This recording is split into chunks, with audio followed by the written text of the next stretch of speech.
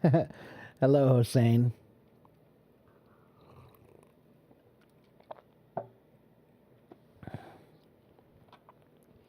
Hello, Masa.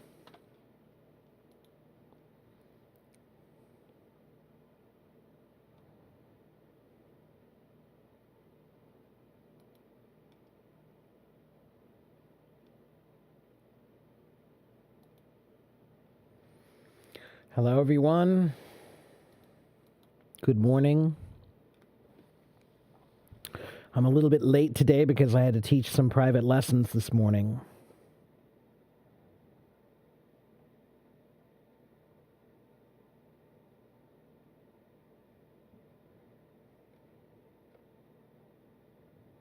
How's everyone doing? Hossein, you're too kind.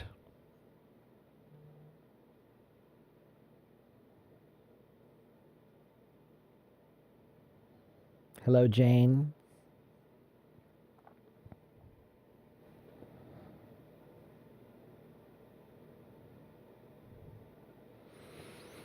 Hello, Zachariah.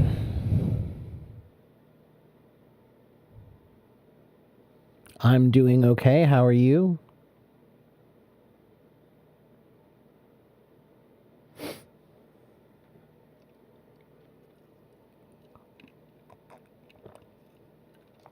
Thank you very much, Hossein. I appreciate your support very much.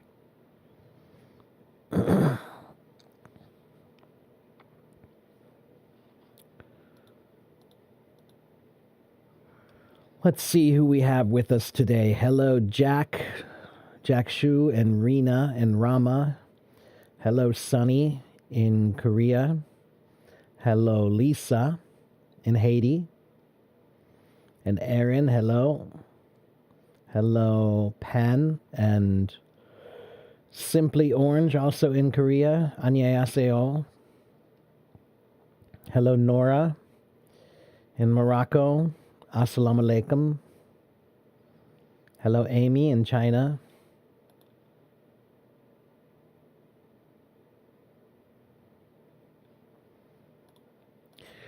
Good morning, everyone. Welcome to my live stream. Pan wants to know what my job is. This is my job. I'm a teacher. I'm an English teacher. I'm also a drummer. I do anything I can do. My job is being mean. That's my job. My job is being me. All right, take your time, Hossein. I'll be here for a couple of hours probably.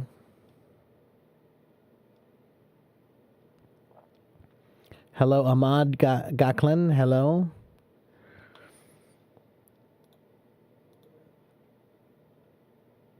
If you are joining my Hello Talk live stream, you are welcome to join my YouTube live stream, which is going on right now as well. So I have Hello Talk on one screen and YouTube on another screen. So if you join my YouTube channel, the quality is a little bit better and there's no time limit.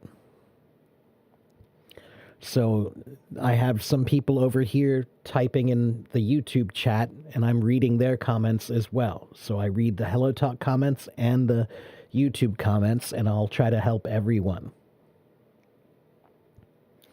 Masa, my live streams are usually Monday, Wednesday, and Friday. And I usually start about an hour earlier than I did today, usually around 9 or 9:30 a.m. Eastern Standard Time.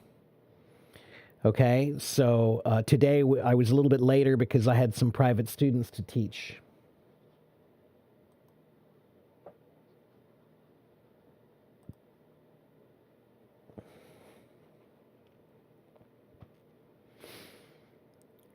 So Monday, Wednesday, and Friday around 9 or 9:30 a.m. Eastern Standard Time. Okay? Lisa wants to learn English. I can help you. Lisa, if you follow my channel here, I have about 65,000 followers on Hello Talk. And they don't follow me because I'm handsome.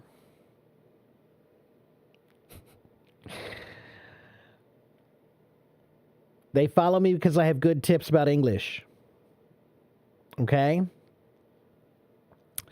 Pan, if you want to study with me, you can. You can buy private lessons from me. And I have a new website, everyone. If you want to buy lessons from me from now on, you should go to my new website. My new website is AFIEC English, AFIECEnglish.com. There's my new website in the address, and I will even share the screen so you can see what it looks like.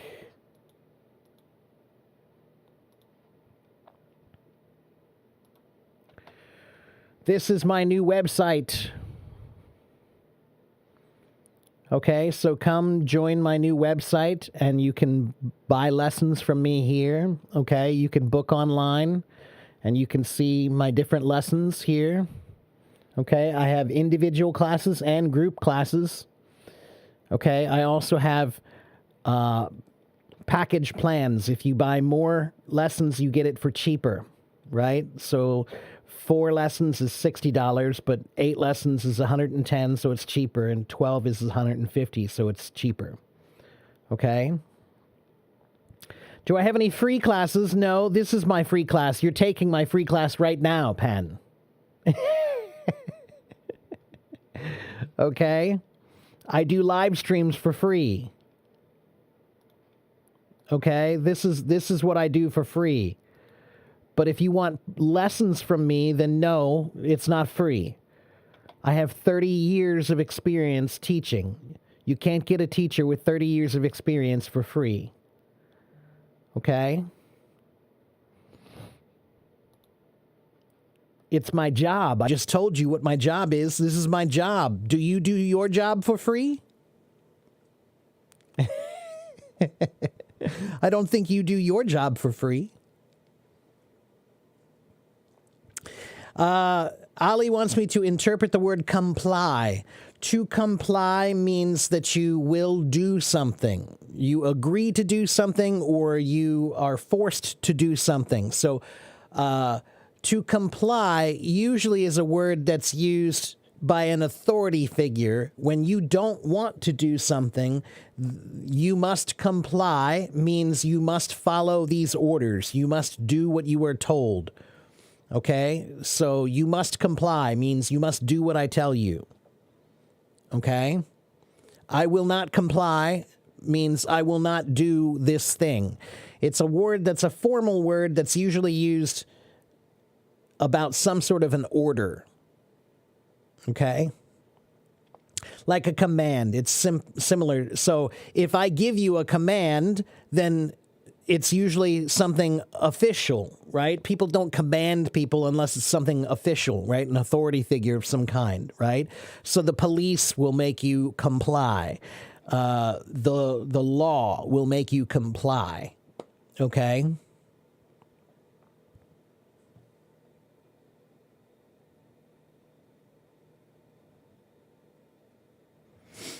It says here to act or be in accordance with wishes, requests, demands, requirements, conditions, etc. To agree, sometimes followed by with. So, some other synonyms for that are to acquiesce. Acquiesce is a good word. It means to comply. To give in, okay? To obey. To submit. It's similar to obey. Yeah, to comply. Yeah. Okay? So once again, don't forget to go to my website and sign up for my lessons there if you want to take lessons with me. Okay, you can also follow my Facebook page there where I have many, many vocabulary words posted and great quotes that you can learn and think about. Some are inspirational quotes, and some are just good quotes for thinking about life. Okay? You can see all of my links on my on my new website. You can see all of my links on my new website, AFIECEnglish.com. And look at that. They fixed the captions are finally working today. Ali, it's not off-skilter, it's off-kilter. off kilter. And let me take a look at something here.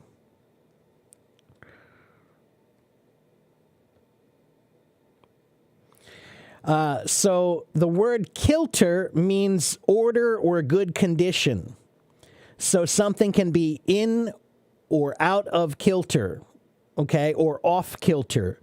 And basically it means not in order, or something is incorrect some way. Maybe even off balance. Okay? Off kilter means out of order or off balance in some way.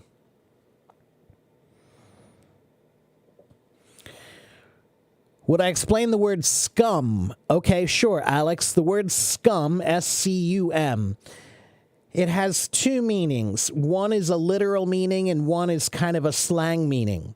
Okay? Scum is if you see a pond is a small lake, right?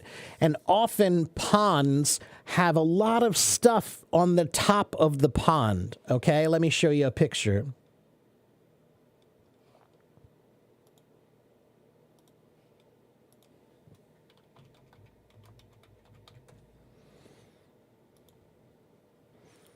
So take a look at this picture.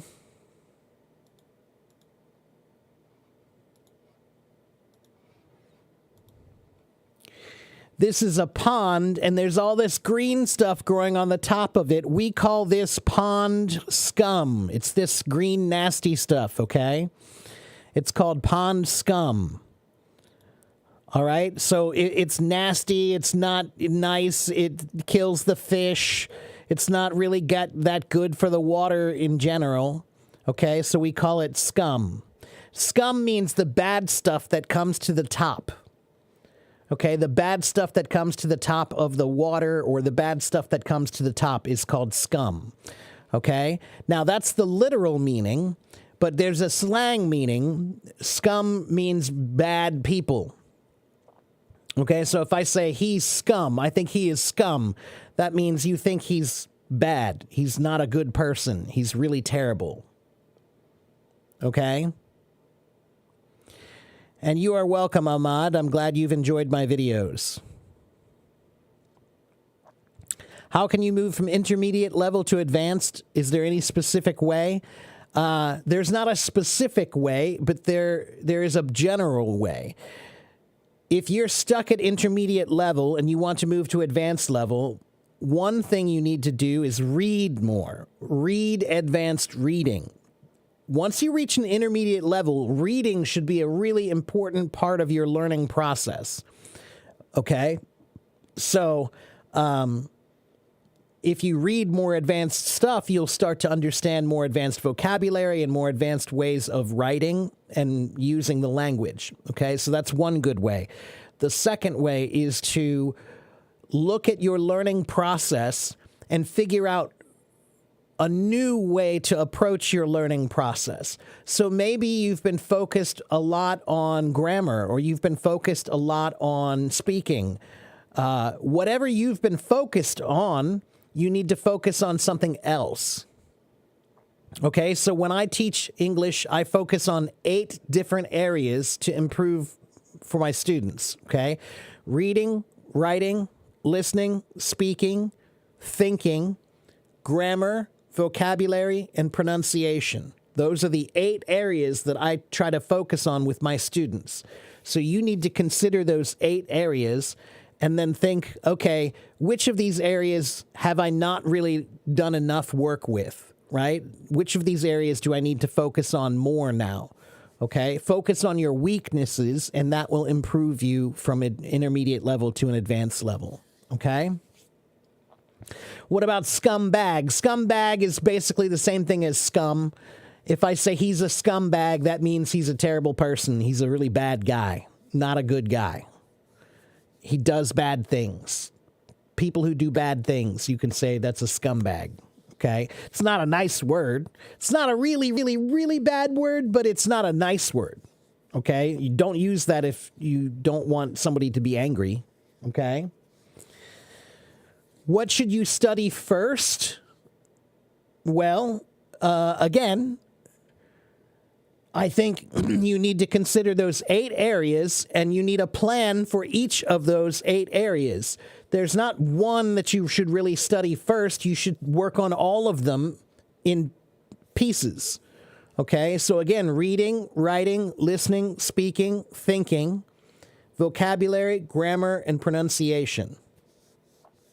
Okay?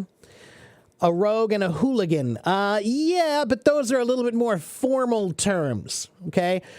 We very rarely call somebody a rogue anymore. That's a term that's pretty old, you know? In old English books, they would call the bad guy was a rogue, okay? But we don't really use that term in modern English anymore. A hooligan is a word that means a person who causes a lot of trouble. Okay, a troublemaker is a hooligan, right? So now that word is most commonly used for soccer games, football games, right? Sometimes the audience of the football game, they drink too much alcohol and they get very, very out of control. Those are called soccer hooligans or football hooligans, okay? A hooligan is a term that means a person who is too out of control and too crazy.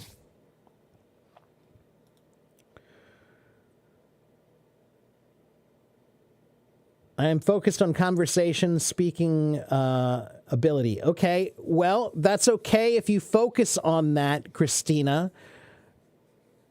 But it just really depends on what your goals in English are. If your goal is only to improve your speaking, then that's okay. But you need to remember that if you focus only on that one area, you might have weaknesses that you need to improve later. Okay? What do I think about novels? Of course, novels are great. Read them. Of course you should. You're going to New Zealand, so what should you do? Well, if your English is pretty good, then you'll be okay. Just speak. Just use your English. If your English is not that good, then it's going to be good practice for you. They do have a very strong accent in New Zealand. And I would recommend maybe you can get an English travel phrase book. If you're not very familiar with English yet, then an English travel phrase book would be a good thing to buy and take with you so that you can try to use practical English while you're there, okay? Hello, Go-Go. Pan, my picture is perfectly clear. If your picture is not clear, then it could be because of your connection or because of HelloTalk's server, okay? But in YouTube, my connection is perfectly clear, okay? So once again, go to my YouTube. If you want a better picture, if you want it to be more clear, then go to my YouTube channel. I'm on YouTube live right now, just like I'm on HelloTalk live. So I have one camera that's going to both HelloTalk and YouTube. Okay? Thank you, Ibrahim. Uncouth is a very formal word that means, yeah, somebody who doesn't follow the typical manners in society is an uncouth person. Uncivil would be a little bit more formal, but in terms of more, it could be etiquette, but it could also be laws.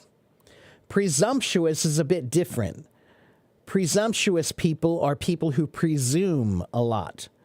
To presume means to make assumptions or suppositions based on not very much information. So a presumptuous person would be a person who acts very, let me think of the best way to describe it.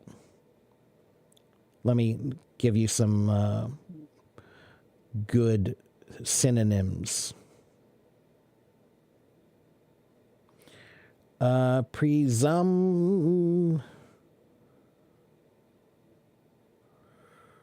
Presumptuous, there it is.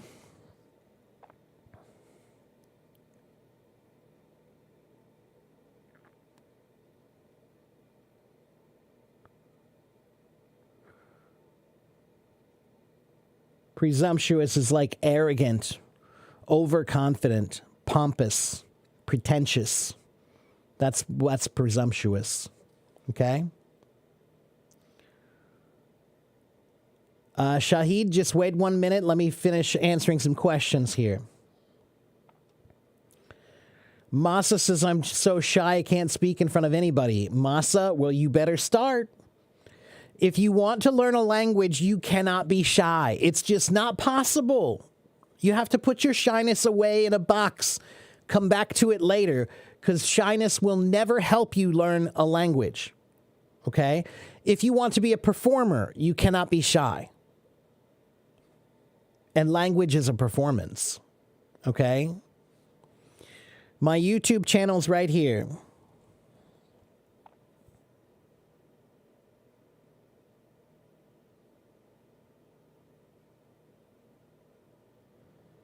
How can you learn English? Well, you have to start from the beginning. If you're talking about going to New Zealand, are you the New Zealand person? Let me see. Yeah, you're going to New Zealand. So what I would say is you should get a travel English phrase book. English travel phrase book, okay?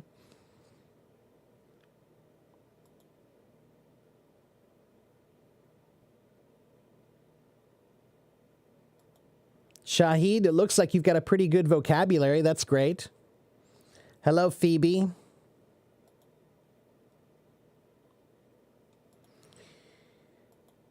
Well, my Japanese friend, I speak pretty slowly compared to most teachers here.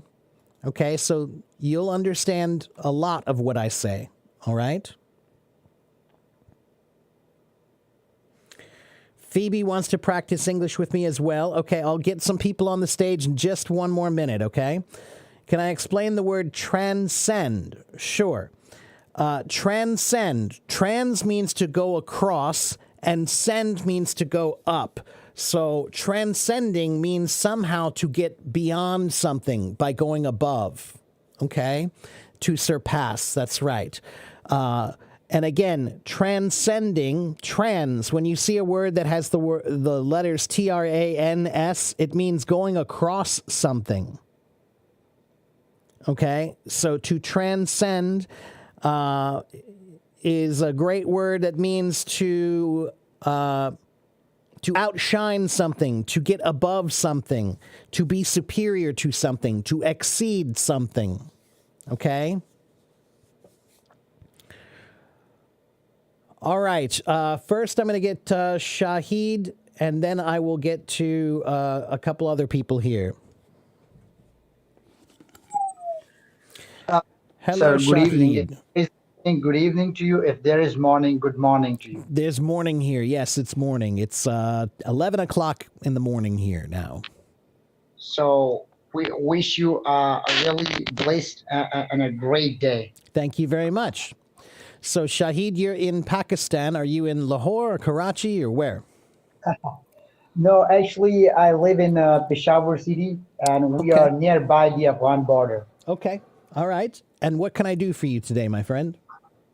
Sir, well, I have 2 questions. The first question is that I have downloaded a book in PDF, and that is all about.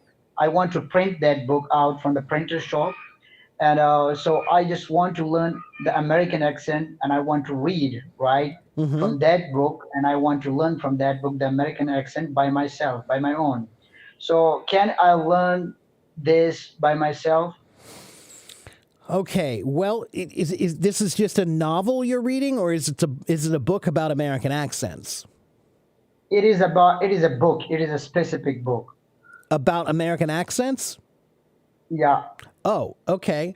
Well, can you learn an accent from a book? You can, but I don't think it's particularly easy, especially if it doesn't have an audio component with it. If it has an audio component, something you can listen to, that will certainly make it easier.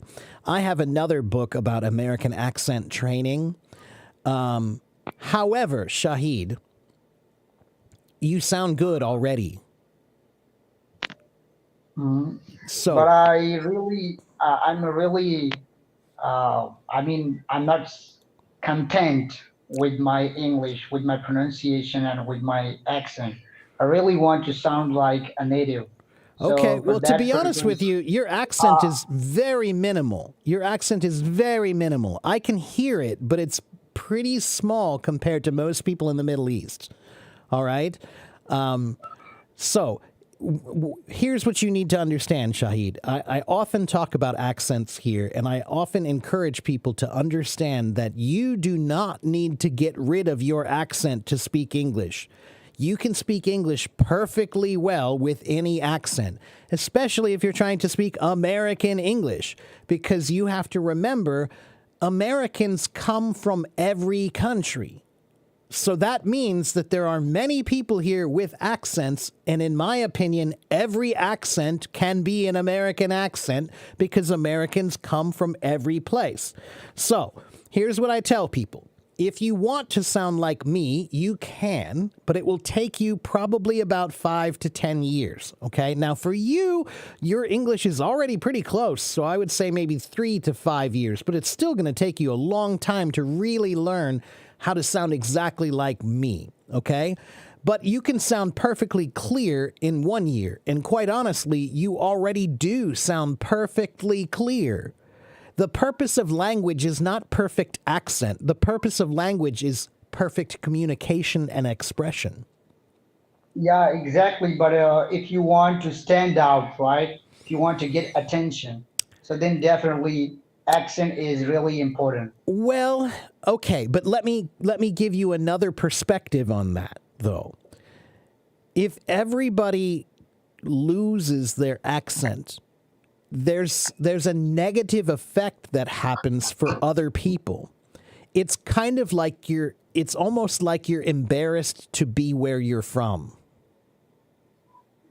No, It's actually, I'm not you're saying right. you are, But but actually, I'm just saying that's a consequence of if you say, well, my accent is not good, I want to sound just like an American, you're encouraging the idea that everybody who doesn't sound like me isn't good, and you're encouraging the idea that your culture's accent is bad somehow. And I just don't like to encourage that because I love accents, man.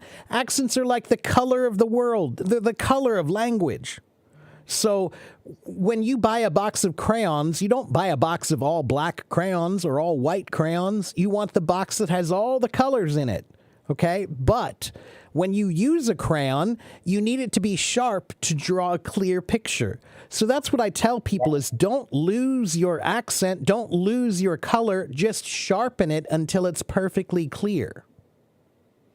yeah, but if you want to sound more smoother, so I think that's why because in Islamic religion, um, there is a hadith, Prophet peace be upon him. He says that if you want to read Quran, recite Quran, so recite like how the Arabic people they do, right? Just like them, recite that, so it will sound more natural and it will sound more pleasant. Yeah, but I mean, okay, we don't really talk about religion here, and I'm not a really religious guy, but I'll just tell you this. My viewpoint is that God doesn't care what language you use. He speaks all of them. So I don't think he cares which one you use. He cares about what's in here, not what comes out of here. Okay? Okay, So, I have a second question. okay. This one because I get it and I already understood it what you said. I have a second question. This question is that whenever, for example, if I'm talking about the fast, so if I use the conditional clauses, right? So I really stuck and I don't know how to use would and when to use could, right? So I really stuck in this. So whenever I'm talking about the fast, believe me, I really falter and I really fumble, right, my speech and my idea. So how can I overcome, right, this? So would versus could is your big problem then, right? Yeah, whenever I'm talking about the fast. So if I'm talk, for example, if Right. I said that, yeah, for example, if I said that if I were like a president, I would do like this, or Right. I That's would have that's done the like this. hypotheticals. Right. So could is what when we're talking about something that it's an action that or event, an action or event that is possible. Okay? But would is talking about something that's possible or imagined. Okay? So there are times when you can interchangeably use them, but there are some times when would is the more proper thing. So if you say, if I were president, I would, that means hypothetically what you would do. But if you say, if I were president, I could, that means you can really do it. Do you understand the difference? So Yeah, if I were exactly, president, exactly. I would do this. That's what you intend. That's a wish. That's an intention or a wish. But it doesn't necessarily mean it's possible. It might be that you want to do it. And like every American president, they all say, I would do this. I would do that. I would do this. But the thing is about American government, it's not a dictatorship. So you can say, I want to do whatever you want to do, but then you have to get all of us to agree to it also. So that means you can say, I would, and that means it's hypothetical, but not necessarily possible. But if I say I could, if I say I'm the president, I could go to any place I want to. That's true. You could. If you're the president, then you could give a pardon to somebody if you want to. That means that's something you can do. Yeah, could is like something that is in your control. I mean, That's you can exactly do that. right. That's exactly right. Yeah. But would is something that might be possible, but might not be possible. It's a hypothetical imagined situation. Okay. All right. Does that make it a little Okay, bit more thank you clear? so much. So I have And just like- only these two questions, and Okay, thank you so and much. again, really. Shahid, your English is excellent. I don't want to discourage you from your goal. I just want you to understand that I think it's much more important to work on the content of your English, not on the color of your English. So I tell people it's kind of like this. If I have two cars to give you, okay, you can choose one of them. One is a Mercedes-Benz, perfect condition, perfect engine, really great interior. Everything's beautiful about the car, except it doesn't have any paint. There's no paint on the car. Okay? Or you can have another Mercedes-Benz exactly like that one, and the paint is the most beautiful paint you've ever seen in your life, but the engine doesn't work very well, and the tires are old, and the interior is a bit ratty. Which one do you want? Of course, I would definitely prefer the one that is good with engine. Right, So right. because So I need to move somewhere, that's right? I why need I'm to use saying that that's to move exactly right. somewhere. So language is about communication. It's not about the paint on the car. Okay? You understand what I'm trying to say? I understand you want beautiful paint, but I still think you need to remember that the purpose of language is just like the purpose of a car is transportation. The purpose of language is communication. So focus more on mastering your communication. So the second question you asked me about could and would, that's a much better thing to focus on. Things like that improve the aspects of using the language, not just the color of the sound of the language. Okay? I mean, I understand that's your goal and eventually you want to. But what I'm telling you is if you came to America tomorrow, everybody would be impressed by your English. And you could get a job working as a newscaster with your voice right now. Really? Yeah, really. Yeah. Have you ever heard of Fareed Zakaria? He's a newscaster. He's got an accent. Ilhan Omar is a senator in the U.S. Senate. She has an accent. There's a Russian senator. She's got an accent. You have to remember, America is a country made of people from every place. So we don't insist that you sound like me. No, you don't have to, man. You can. I get it. You can. But I just want you to remember that there are other things to consider. That if everybody sounds like me when they speak English, that's a very boring world. And America is a place made of people from all countries. So my grandmother was from Slovakia, but she had an accent. But does that mean she's not American? No. Just means she has an accent. So there are people from all walks. Yeah, that's exactly right. That is what makes America America. We want people from everybody to come here and be a part of us. Mhm. Okay, so Okay. my grandmother from my mother's side of the family is from Ireland and England, and my father's side of the family is from Slovakia. They both came here.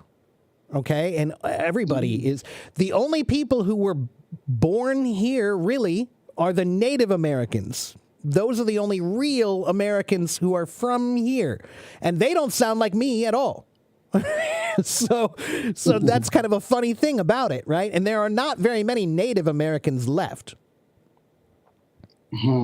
Yeah. And many people, I mean, actually, I'm focusing on different things in English language because for me, in my perspective, in my opinion, right, what I think of English is that English is a combination of so many things. There It are so is. many things that goes into English language, like phrasal verbs, part of speech, idioms, That's Native right. American expressions, vocabulary, grammar, right? That's right. So all these things, right? So I'm focusing on all these things, listenings, every writing, so every grammar rule.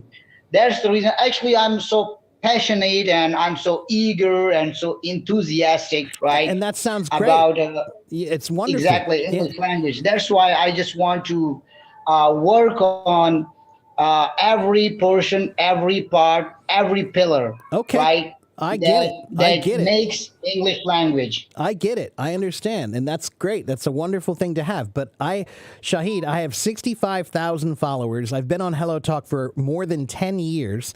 I've talked to people from every country in the world on this app.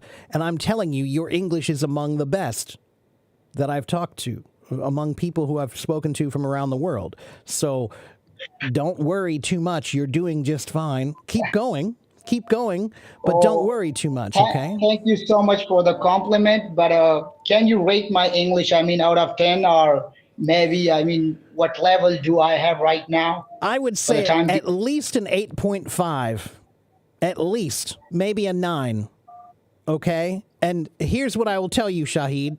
Your English is better than some natives.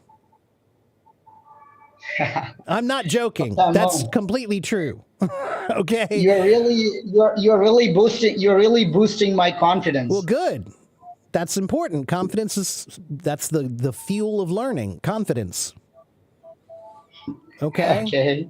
All right, Shahid, I'm going to let you go, my friend, and talk to some more people here. But thank you for coming on my stage. And again, keep Thank you going. so much. It was really a lovely conversation and a really productive tips. And I will take your tips and thank you so much. Good job, my friend. I'll see you next time, okay? Bye. Have a great day. Have a Thank you great very day. much. Bye. Take care. Okay, let me make sure I don't miss any comments here. Let's see. Alex in my YouTube is asking me about what should I read to move from B2 to C1. Alex, I know that if you just do a search for that, do a search for C1 level books. You'll find a bunch of lists that are really great. There's one website called Fluent U, the letter U, and they have a bunch of great lists for reading lists of different levels like B2, C1, and whatever. So do a search online for Fluent U C1 reading list, and they'll give you a nice website that'll give you a list of books you can look at, okay?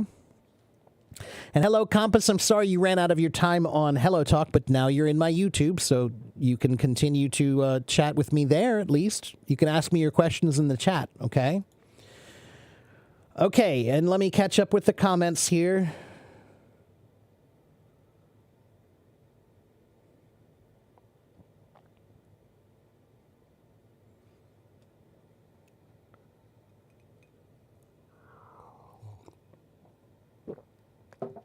Okay, let's see. How to improve your writing? Well, you must write. That's the first thing you need to do. If you want to improve your writing, you must write more. So, the first thing I tell my students to do is write a diary, a journal or a diary. Okay? Journals and diaries are great because you're writing about your life, so it's practical language to study. So write your feelings, your ideas, your plans, your thoughts, your dreams, what you did that day, all of those things, write it down in your journal. And you can use ChatGPT to correct your grammar. Write it into ChatGPT and say, please correct my grammar and tell me what I did wrong. And it will. Okay? But if you want to improve your writing, then you must do many kinds of writing. So write short stories, write a diary, write an article, write a restaurant review, write a movie review, write a letter to your grandma, write as many different styles of writing as you can. Academic writing, informal writing, formal writing. Write. Okay, and you can use ChatGPT to help you correct your grammar. It's quite good for that. Thank you, Sunshine. Hello, Reza.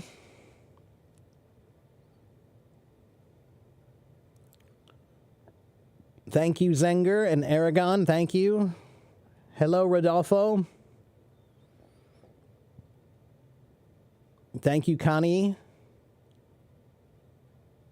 That's right, on GPS, that's right. Fareed Zakaria. He's got an accent, but it's great. He's brilliant. That dude is brilliant. I love listening to him speak. I wish I could sound like him. You guys want to sound like me? I wish I could sound like him. Because I don't care about his accent. That dude, he's just a brilliant man. He has an amazing mind.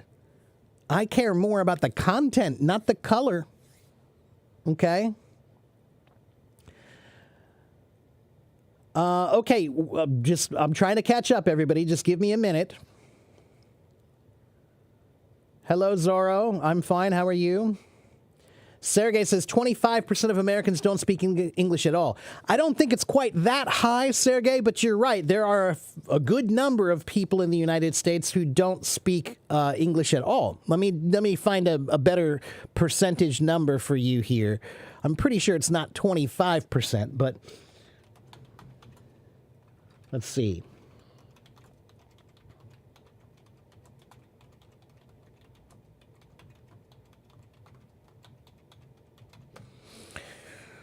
Oh, let's see. It says 21.7% of U.S. residents report that they speak a language other than English at home. That doesn't necessarily mean they don't speak English. It means they speak another language at home, you know? So maybe they speak some English, but they speak Spanish all the time at home. Or maybe they speak some English, but they speak Chinese all the time at home, okay? It says 8.2% speak English less than very well. Approximately 430 languages are spoken or used by the population. So let's see.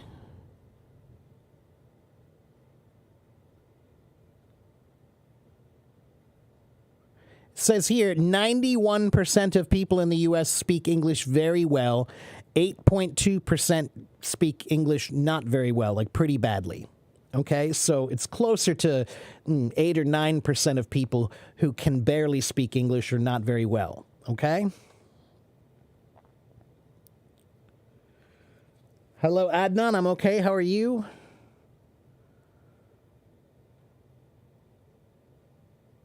When can you say that you're fluent in English? Never. Asel, the word fluent means nothing. That's a myth. Fluency is a myth.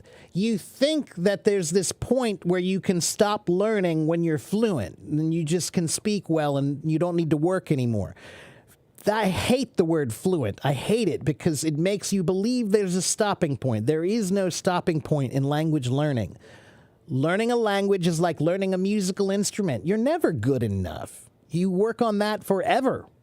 Okay, so when you choose to study a language, you will continue to work on it until the day you die, and that's how it is. Okay, now, I have a different definition for that word that might be more useful to you.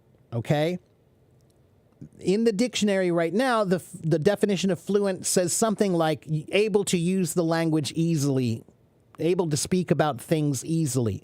But the truth is no one is really fluent because I can speak well about many things, but not about everything. If you ask me about microbiology, I don't know about that. If you ask me about, astronomy or astrology, I don't know about that.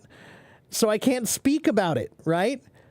So, fluency means nothing, okay? But I define it in a different way. If you change the definition, it might mean more to you. The definition of fluency means the connection of the language in your mind and your ability to use it, right? So if you have good English in your mind, then you can speak it and write it and read it and listen to it well, okay? So that is what you should focus on. Make sure that you understand that the language in your mind is actually the most important part of language. Bahar, you want me to write what? What did you want me to write?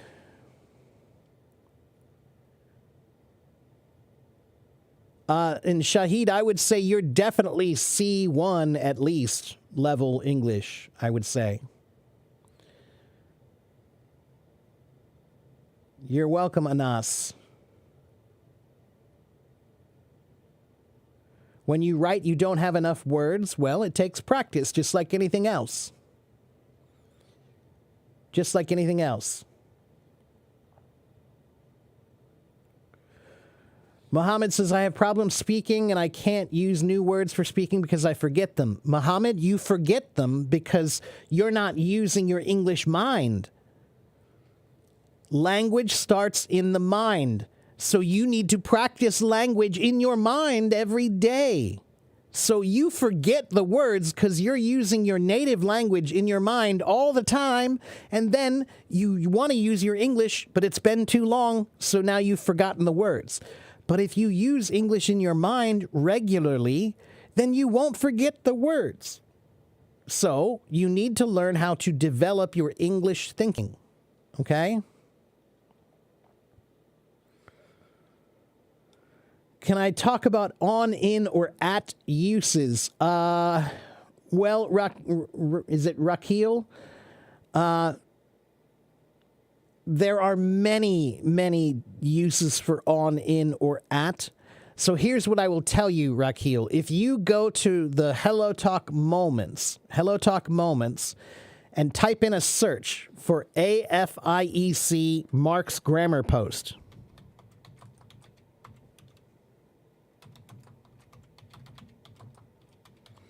If you do a search for that on HelloTalk, you'll see many posts that I made on HelloTalk about grammar, and I have at least 3 or 4 about using prepositions like in, at, or on, okay?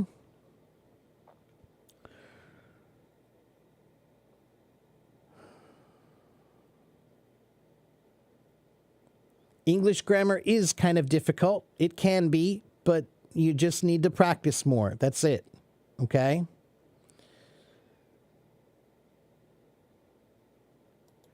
I have a whiteboard, but Rakil, if you want that, then you need to get a private lesson. Okay? I can help you in a private lesson if you want that, okay? Thank you, Bardock. I'm glad you agree with me.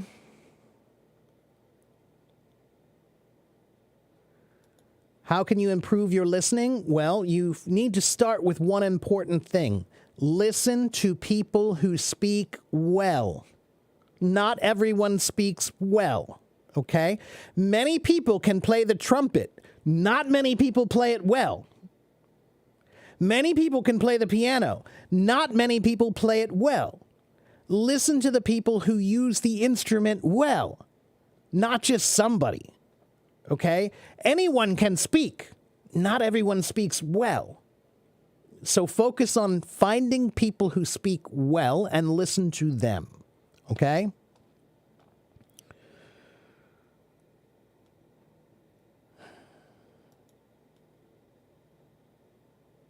Hello, Rodolfo from Brazil. You've been in New York and you spoke English with some people and you were happy. Good for you. Good for you. I'm glad. I hope you had a good time in New York. Hello, Sissy. Natalia says, Mark, it seems to me American English sounds different in each state, or am I mistaken? Which countries have you visited? What country impressed you?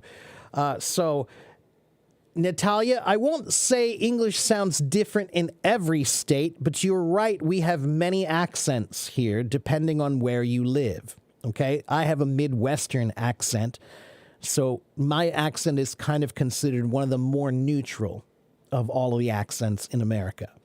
Okay? But if you live in New York, it's different. New Jersey, it's different. Boston, it's different. Maine, it's different. Georgia, it's different. Texas, it's different. Minnesota or Wisconsin, it's different. Okay, so there are many accents. Chicago, different. Okay. Thank you, Naeem. Hello, Peace. Thank you, Peace. Hello, Quavo, Manawak. Hello, Musa. I'm fine. How are you? Okay, let me get some people up on the stage. Hello, Alan from Uzbekistan.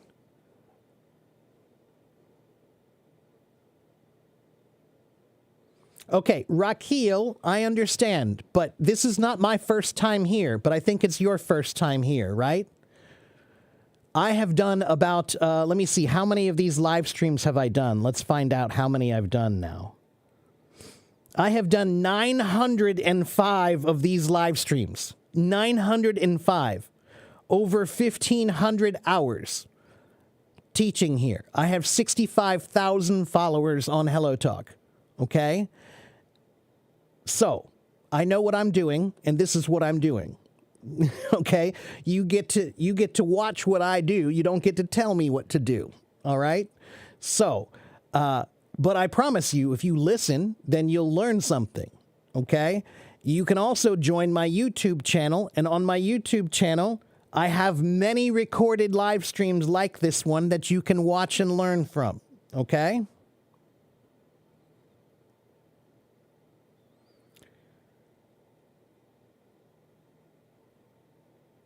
Okay. Hello, old boy. Good to see you again. Yes, many people listen to my live streams because they think I speak well and they know that they can understand me. Is accent important or pronunciation? Pronunciation is important. Accent is not important. Okay? Pronunciation and clarity, being clear, is important. How to pronounce Chicago. Chicago. Chicago is an old American Indian word, Native American Indian word. It means land of onions in an old language, Native American Indian language. Land of onions. Chicago. Okay? Thank you, Atusa. Sarah, I'm on YouTube right now. So yes, I'm teaching on YouTube. I do my Hello Talk live streams and I stream this to YouTube. So you can join my YouTube now. And there's no time limit and the quality of the video will be much better. And the audio too. And you can watch it again and again and again after I'm finished, okay? Hello, Miguel. Good to see you, my friend. Long time no see. The picture is so blurry because Hello Talk that's just the nature of their server. Okay, it's just blurry. But if you go to my YouTube, it's very clear. Okay? Okay, yeah. Old boy, it's Chicago. S-H-I, Chicago.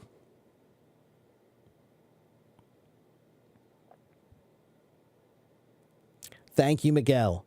All right, let's get somebody on the stage. Let's talk to Davud. Or wait, Yasmin. Yasmin. Sorry, I thought I was clicking on Davud. I guess it's Yasmin. Yasmin, do you want to come talk to me? Hello, Yasmin. Hello. How are you? We are doing great, alhamdulillah. And you are in Egypt. Are you in Cairo or where are you? Yes, we live in Egypt, yes. Okay, are you in Cairo or Giza or where? No, we live from Ramadan City. like 50 kilometer away from Cairo. Near. Okay, not too far from Cairo. Okay, and Yeah. okay, and what can I do for you today? Actually, this is my first time to join your live stream. So it will be my pleasure if you evaluate my English language, Okay, my pronunciation. okay, Oh, all right. Well, why don't you tell me what do you like to do for fun? okay. I like to hang out with my kids. I'm a mother and I have like a daughter. Mm-hmm. She is 12 years old. Um, she likes to skate and to sometimes ride a bike. So I Okay. enjoy riding bicycle with my kids. Sometimes we enjoy also running, swimming together. That's what we like to do for fun. Okay, great. And tell me, do you like any foreign foods? Are there any foreign foods you like? Foreign food, yeah, we are interested in pasta. When we go to like have some time outdoor, we like to go to a restaurant and have pizza and pasta. Okay, all This right, is like very good. Italian food. Yeah, Italian food. Okay, very good. Yasmin, your English sounds really pretty good. I mean, I can hear an Arabic accent, but it's pretty clear. It's really pretty clear. So I think you're doing really well. And you also sound pretty confident. That's really important. Mm-hmm. So I think you're doing very Okay, well. okay, thank you. You're welcome. You're welcome. I'll say Afwan. Afwan, naam. So, Afwan. Yasmin, maybe you have one question you want to ask me about English. Yes. How can I improve my pronunciation? And like I'd like to um I usually I use the shadow technique. So I listen to podcast and try to shadow the speakers. So is there any other way to improve Yes. my pronunciation? Yeah, so that's good. Shadowing is good. If you shadow somebody who speaks well, then that's good. But there's another thing you can do. You can think about 10 words that are difficult for you to say well in English. Like, think about it very carefully. What words are difficult for you that you know you don't sound the way you want to sound? And I want you to write those down on a piece of paper across the top of the paper. Okay? And then look at each word and think, what is it about this word? What are the sounds that are difficult for me that I'm not saying correctly, right? And then you need to do a little research and a little homework. And I want you to find any other word that sounds the same as that word, that has the same problem sound in that word, and write that down underneath it. So when you're finished, you should have a list of 10 columns of words. And each of those will be words that you need to practice to improve your pronunciation. This is what I call your target accent improvement list. Target accent improvement list. Okay? So if you do that, then every day you can work on those words and it will get better and better. Okay? Okay. So you mean like I trying to find some rhyming words, Yes. some words that That's right. I Words that couldn't. rhyme or words that have that similar problem sound in them. Yeah. They might not rhyme, but they just need to have that same problem sound. So maybe, for example, it could be that the TH sound is difficult for you. If the TH sound is difficult for you, then find all the words that have a TH sound. Or since you're from Egypt, I'll tell you that most Arabic speakers, the one sound that they need to work on the most is the R sound, because the Arabic R is a Exactly. different sound than the American English R. So write down a bunch of words from the English R, group of words and practice those, okay? Okay. Yeah. Thanks for your advice and thanks for your time. You're welcome, Yasmin. Thank you for coming, and I'll talk to you next time, okay? Okay, inshallah. By God willing. Salam alaikum. Take care. Bye-bye. Bye bye. Okay. Yeah, it was a little bit noisy, but it's okay. Come on. Every once in a while it's a little noisy. Okay, now I want to get to Davoud because I was trying to click on him before. Davoud. Hello, Davoud. Hello, Hello, Davoud. How are you, my friend? who are you? I'm fine. Good. I'm glad. And you're in Thanks. Iran. Are you in Tehran or where are you? Now I'm in Turkey, but I live in Tehran. Yes. Okay. But you're in Turkey now. Where are you in Turkey? Are you in Istanbul or Ankara or where are you? Nearby Ankara. Okay. Around. All right. Wonderful. So what can I do for you today, my friend?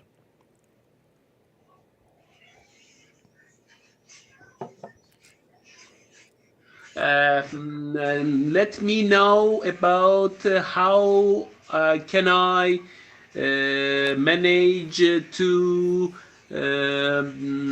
my skills. Okay, well, that's a big question. It's hard for me to tell you how to improve if I don't know who you are. But here's some general tips that I will give you. Some general tips, okay? In general, all students need to do one thing more. Most students, they focus on the things that they're already good at. They work on their strengths. But that's not how you become better. If you want to become better, you have to focus on your weaknesses. Okay, so maybe you're really good at speaking and you're good at listening, but you're not very good at reading or writing. Well, then you need to focus on reading and writing more. Okay, always focus on your weaknesses and build them up.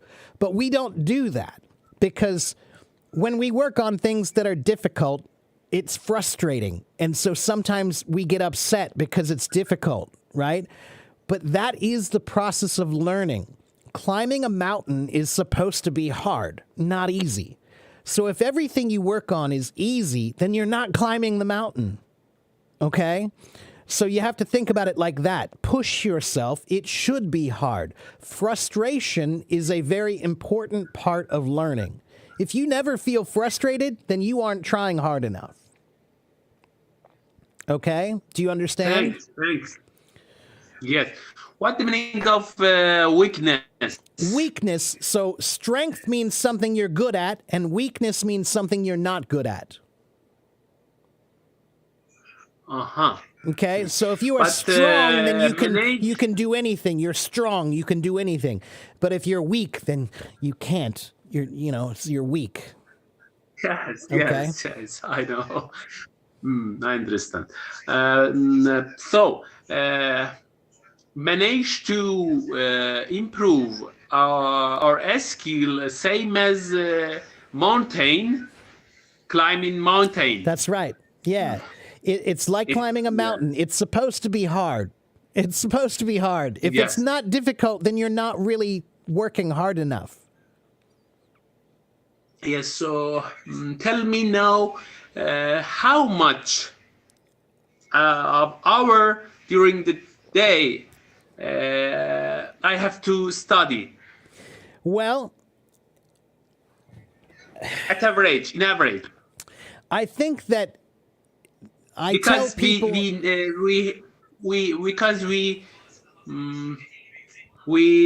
don't have a lot we of don't time. have to tire. Yeah. We don't have to tire because climb mountain. Right, sure. Okay, so Save energy. here's what I'll tell you. Quality is more important than quantity. Okay, so quality studying. If you do 1 hour of very focused studying, that's good. If you do 3 hours of lazy studying, that's not good. So 1 hour of Yes, focused yes, studying is much better than 3 hours of not focused studying. Okay, but let me tell you the secret of language learning. The secret is language starts here in your mind. So you can practice thinking English all day when you're doing anything. If you're cooking dinner, cook dinner, but think in English. If you're English. going to the store, go to the store, but think in English. Then you can practice all day and you can get many hours. So I live in the United States, and there are not many people to speak Chinese with, but I practice my Chinese every day because I think in Chinese. So we have to crazy about this. Well, yeah, you have to use your English mind. Every language has a mind, okay? So if I want to speak Persian, then I need to learn how to think in Persian, okay? If you're translating everything, if you think in your native language, if you think in Persian and then translate everything, that's too slow. That's too slow. But if you think in English every day a little bit, your English mind will grow and it will become stronger, okay? And then if your English mind is strong, then your speaking and your writing and your reading and your listening will be strong. Yes. Get together. That's get right. Together and improve more and more. That's right. But it all starts here. It all starts here. Thinking. Thanks for your brilliant answer. You're welcome, my friend. You're welcome. Okay, Davoud, I'm going to let you go, but it's very nice to talk to you, and make sure you come back and see me again, okay? Definitely. I'm ready. I'm here. All right. Take care, my friend. I'll see you next time. Hey. All Thanks. right. Let's see. Let me make sure I didn't miss any comments here.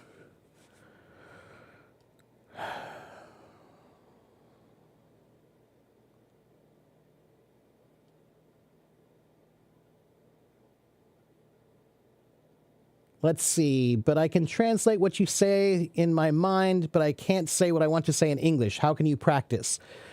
Well, don't translate, Young. Again, you need to learn how to think in English. 你是中国人，我是美国人，可是每天我可以讲中文，你也可以讲英文。如果你每天做，我觉得你可以。OK， 试试看，加油。Sophie, yeah, I know you can't use YouTube in China without a VPN, but I don't make those rules. I have a YouTube account. That's what I have, okay?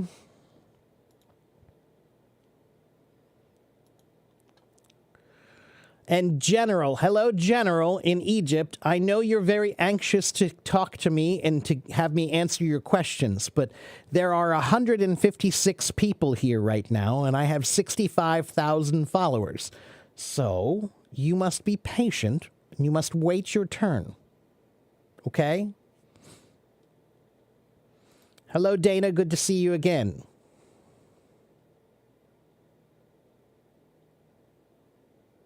And General, if that is your exam, then I'm not going to teach you that. No, I'm sorry. That's called cheating, General. I'm a teacher. Teachers don't help you cheat. Teachers will teach you. So if you want to get a lesson from me, I can help you. But if you want me to just give you the answer, no. No. Okay? Can I give you some advice about the IELTS exam? Yes, you need to study for at least 6 months to a year. You need a good book. Kaplan's, Barron, or Kaplan, Barron's, or Cambridge. Those three companies make great books about IELTS preparation, okay? There are many websites that can help you with IELTS preparation. You can get a private teacher for IELTS preparation. That would be good, okay? Focus on your weaknesses. Focus on your weaknesses. Hello, Anna. I'm glad you can understand me, Jorge.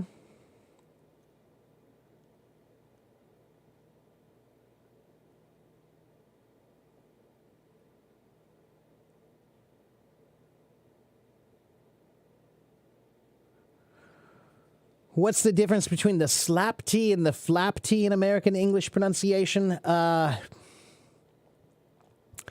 Honestly, old boy, Victor, I don't usually encourage thinking about either of them. There are some times when they describe the English language in a way that I think actually makes it more difficult than just listening and learning. So sometimes these are linguistic terms for phonetic pronunciation, but I think phonic pronunciation is better than phonetic pronunciation. So phonics is about learning by listening and repeating, okay? And really, you don't need to know the difference between one and the other. What you do need to know is the movements of your mouth and how they change to make that sound, okay? And the subtitles, I don't know what the problem is with the subtitles. There's a problem with HelloTalk because they were working earlier today. When I started my stream, the subtitles were working, but now they're not. So they know about this problem. They've been trying to fix it. I will tell them again. That there's a problem, okay? Okay. Again, please be patient.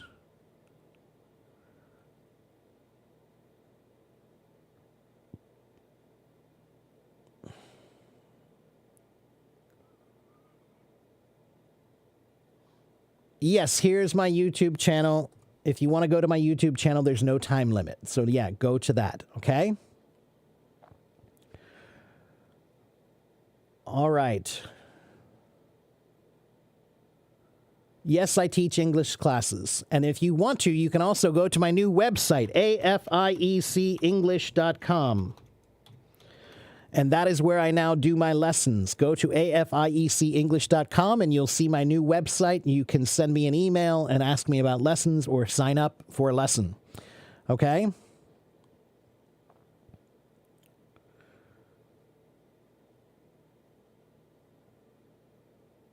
Hello, Johnny. Good to see you again.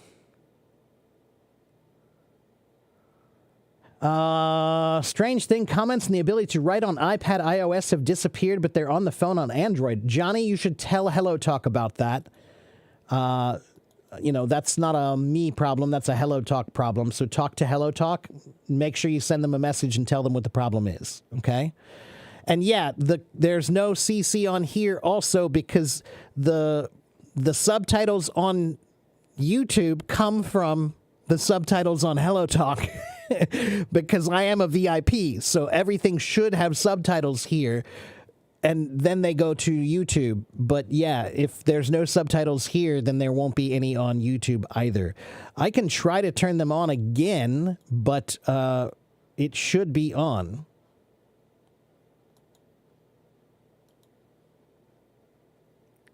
Yeah, I don't think it's just, there's a problem with HelloTalk, everyone. Oh, look, see, now they just turned on. They were on before, and I guess they just got turned off. I just went and clicked on it again, and now they're working. Yeah, there's a weird problem with them. I've talked to him about it a few times. Okay? Thank you, Nadia.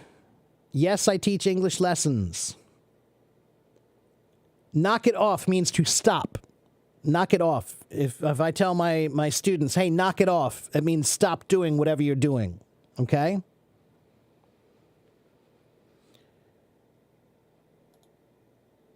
Rakil, it's early morning afternoon here. Okay, it's almost 12 o'clock here, so I drink tea and coffee, and that's okay because it's my morning afternoon time.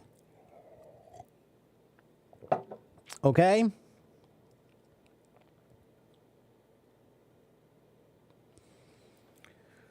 Kidu, you want to improve your speaking, then you must speak more. Okay, you must learn how to think in English, to practice as much as you can with thinking first so that your speaking will be ready, right? Practice it up here in your mind and then you can speak it. Okay, it's like music. You can make music in your mind and then when you want to play it, it's much easier to play. Okay?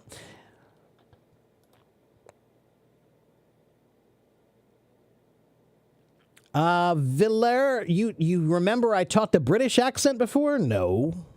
No. I don't teach British accent because I'm not British. I'm an American. I don't know how to teach the British accent. It would be fake if I did. Okay? Okay. I'm almost caught up with the comments here. Is it a good method to study English watching Netflix in English? Jorge, it is, but only if you get the transcript. So whatever you want to watch on TV, you need to download the transcript. This word right here. Whatever show you want to watch or movie you want to watch, type that in and type in the word transcript, and you'll find a free transcript online that you can download and print out. A transcript means a printout of all the words they say in the movie or show. Okay? So, if you have a transcript, then when somebody says something you don't understand, you can circle it and look it up. If somebody says a vocabulary word you don't know, you can circle it and look it up. If somebody says something cool that you want to remember, you can circle it and make notes. So, a transcript will make any TV show or movie easier and more effective for learning. Okay? And every American TV show and movie and radio show and podcast, they all have a transcript. Okay? All right. My job is teaching English. Yes. Hello, Armenian girl. Good to see you again.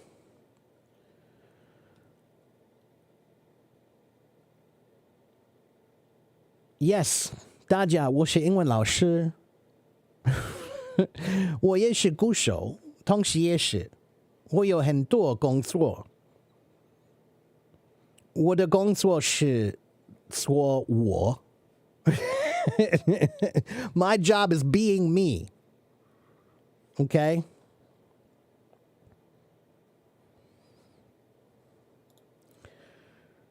Okay. I'm going to get another person up on stage here. Let's talk to Joyce in Brazil.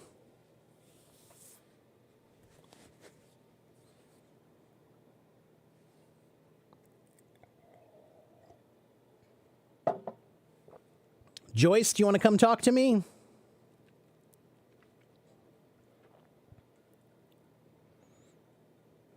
Hello, Joyce. Hola.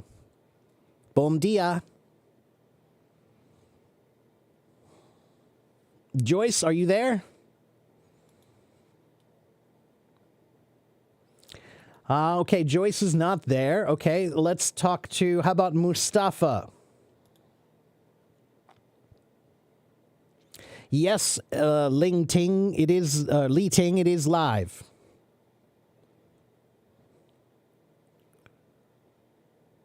Mustafa, do you want to come talk to me?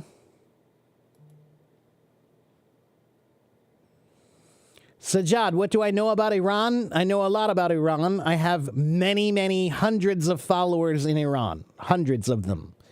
I know that the most popular food is ghormeh sabzi.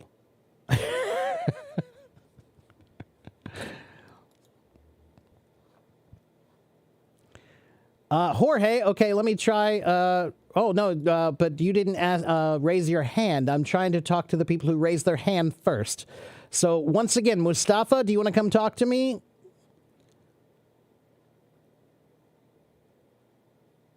And Amir Cheyenne and Old Boy, I see that you are here, but I do want to try to give some new people a chance to talk first. So if you can wait, then I can see if I can talk to you. But I want to make sure I get to talk to some new people first, okay? Give some new people a chance.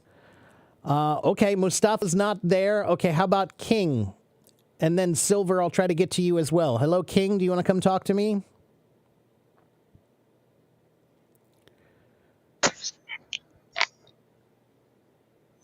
You want me to turn the camera off? Oh, there you go. Hello, King. How are you? Hi, Mark. How are you? I'm pretty good. I'm fine. Good. You're in China. I watch your... What city are you in? I'm in Shenzhen. In Shenzhen, okay. And what could I do for you today? Last time I watched your streaming. I thought your ideas were very inspiring, and I've got some questions for you. Okay. And I'm very interested in the different accents in America. Okay. So I'm going to ask you: is there one accent in America which sounds more decent or more, how to say that, well educated? Is there something like that? I think that's going to depend on who you talk to. You know, I mean, probably everybody thinks their accent is the best accent. If I had to give an answer as a teacher, I would say probably mine. Because That's a good answer. well, yeah. Well, because my accent is the Midwestern American accent, and it's considered one of the most neutral accents of all the accents in America.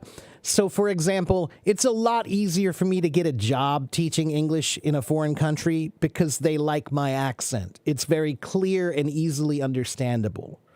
So, I would probably say if you're looking for a clear, easy to understand accent, then this one is a pretty good one. I'm not saying the other So- accents aren't good, but the other accents have a lot more color to them, and that means that they're not necessarily standard. But my accent, it would be probably considered the more standard American accent. So that's what you called neutral accent, right? Yeah, not colored. Yeah, because you know, if you go to Beautiful. Texas, they have a much stronger accent in Texas. If you go to New York or New Jersey, now of course this doesn't mean everybody there, right? You know, if you go to New York, you might find some people who sound like me. Okay, if you go to Texas, you might find some people who sound like me, but the majority of people in those areas, those are called regional accents. Especially the older generation, right? Because I have talked to an old teacher from Maine, Mm. Maine State, and he has a very strong accent, Yeah, which Maine made me has very confused. That's right. Maine Yeah. has a fairly strong accent. If you've been living there for a long time, then the accent becomes stronger usually. Yeah. Yeah, There's a TV And he show I tried like to to- watch sometimes called, I think it's called Maine Cabin Builders, something like that. And it's a fun show with this group of people who build cabins in the beautiful nature in Maine. And a few of the guys on that show have a pretty strong Maine accent. It's kind of interesting and fun to listen to. is there any difficulty for you to understand what people from there say? Not usually, no. I can remember one time in my life when I was in Boston, and I was trying to buy a ticket for the buy a token for the subway, and I didn't know where to buy the token for the subway. Right, I didn't know. So I saw a police officer, and I went up to her and I said, "Excuse me, can you please tell me where I can get a subway ticket?" And she said, "Oh, what you need is a trolley card." And I was like, What is that? What? What What is did that? you just say? She said, "Oh, what you need is a trolley card." A trolley What is is a a word. trolley card? Trolley is another old word that we used to use for a train car. A train car. Each of the train cars are train called car. trolleys, right? So, Yeah. so yeah, she was saying you need a card, a trolley card for the train. Trolley card. Yeah, but it took me a minute. When she said it, I was like, oh, like, what was that English? Like, I don't know. So that has not happened to me many times. The majority of accents, I think, in America are not that strong, but there are certainly All right. some people who have a much stronger regional accent than others. In my life, I've not had many problems. Only one or two ever have I really heard somebody and thought, what is that? On the other hand, King, you do need to remember that it's part of my job that I have spoken to people all over the world. So I've heard English in every accent possible, and I'm a musician. A musician's job is to use his ears. So I think that I have an advantage over most people because of the fact that I'm a musician, and also because of the fact that I've had so much experience with listening to people from everywhere speaking English with accents. So it's very rare that I can't understand someone. So I got it. I got it because you said that music has many similarity with the learning process of music, right? Yeah, yeah, So language and learning. music, yeah. Yeah. I agree because I've been playing guitar for over 20 years. Well, then So there you I go. understand. I fully understand what you said. Yeah. There you go. Yeah. And do I have time to ask another question? Sure, go ahead. And if I want to, how to say that, perfect my accent, I want to do it better. So what advice you would give me? Well, first of all, your accent is excellent already, although I will correct one thing.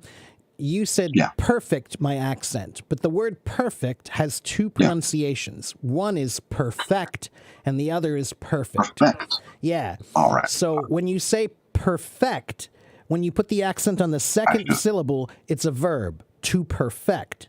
But if you say it's perfect, that's an adjective or it could be a noun. But so there are many words in English that are like this. For example, the word combat. If I say combat with the accent on the first syllable, that's a noun. But if I say to combat, now it's a verb. All right, I got it. Just like the word record or record. That's right. You I got got it. it. Yeah, there are a I bunch of should- words that are like that in English where changing the accent changes it from a verb to a noun. Yeah, I should have stressed on the second syllabus. That's right, to perfect. That's right. Perfect. But again, your English is quite good. Honestly, you have a very, very slight Asian Chinese accent, but it's very slight. Very slight. I mean, there are people Thank in you. America who are natives who have a stronger accent than you do. So Thank you so much. So I really Yeah. wouldn't worry This- too much about it. What I will tell you, King, is again, one of the biggest differences between Chinese language and English language is Chinese uses a small mouth. Almost everything is created in the mouth with a small mouth. But English, American English, if you want it to sound very clear, you must use a big mouth. So when I speak Chinese, I always make my mouth smaller. And when I speak English, I make my mouth bigger. Do you think it has something to do with personalities? Different personalities. It does a little bit. Yeah, sure, it does. Like, I remember one time when I was in Taiwan, very rarely does this ever happen, but in Taiwan, one time I remember I was at a night market, and it was on the beach, and there was this older Taiwanese guy who was trying to sell something. And he's a big guy, really big guy, and he was yelling at the top of his lungs. He was walking around going, "Ni hao, ni hao." And his mouth was so big, it was really big. But I had never seen anybody use a big mouth before when they were using, Chinese. So it was funny. But he was trying to get people to come. So of course he's trying to be more, Clear. Yeah, clear, and he's trying to be, draw attention to himself. Right? So it was funny. But the majority of people that speak Chinese, they use a very small mouth when they speak. And that's an important thing to understand the difference of. For example, many Chinese people, they have a difficult time hearing the difference between the short E and short I sounds. And I. And the reason why is because they haven't learned how to properly make their mouth the right size for it. So a short A sound should be very big, like you're eating an apple. Okay? Apple. Yeah, it should be big. So what I tell people is it's da da ko, zhong da ko, xiao da ko. Da da, zhong da, xiao da. So, Yeah.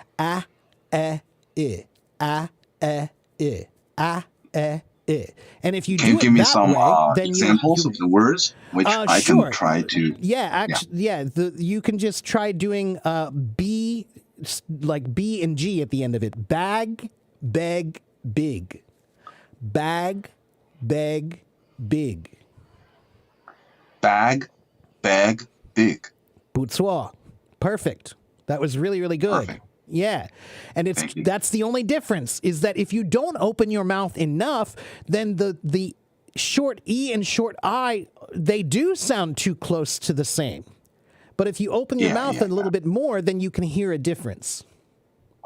I think another difference is the different directions of your tongue strength, right? When you are pronunciate when you are pronunciate the short I, you have to push forward. That's and when true. you are Yeah. So, right? yeah, sometimes I teach people. The other day, I was teaching people a mouth exercise. We say the mouth, the lips, the tip of the tongue. The mouth, the lips, the tip of the tongue. And you're supposed to say it really, really with the front. That's why they're saying the mouth, the lips, the tip of the tongue, so that you understand. A lot of English takes place in the front of the mouth. Okay. And yeah, I understand that your mouth shape is very wide, and you are making it as possible as you can to That's right. to help the listeners That's or watchers exactly to right. see you very clearly. That's But when exactly we are right. looking, at the actors in the movie, sometimes don't. their mouths That's right. doesn't That's move. exactly So right. so Right. So here's the thing. In English, we have a word. The word is mumble. To mumble means to not speak clearly because you're not moving your mouth very much and because you're speaking too quietly. So like this. Hello, my name is Teacher Mark. Nice to meet you. I'm going to teach you English today. This is mumbling. It's not very clear. mumbling. That's mumbling, okay? But if mumbling means that you're not moving your mouth very much and it's very unclear, then moving your mouth more means it's more clear. Okay, so you're right. In movies and TV shows, sometimes they don't move their mouths like this. However, if you go see an actor in a play on stage, they do. Yeah. Yeah. So I teach people Do to you- speak like an actor. Do you speak like this when you are talking to your friends? I mean, on your in your daily life? Sometimes. I speak like this Sometimes. anytime I want to be listened to. When I want people to really listen to me, yeah, then I speak like this. So that means if you are talking about something very important, you have to be very clear, right? Yeah, that's but, right. I mean, in casual occasions, you speak much Yeah, faster and more Sure. casual. Yeah. When I turn on the camera or when I'm in front of a classroom, I'm Teacher Mark.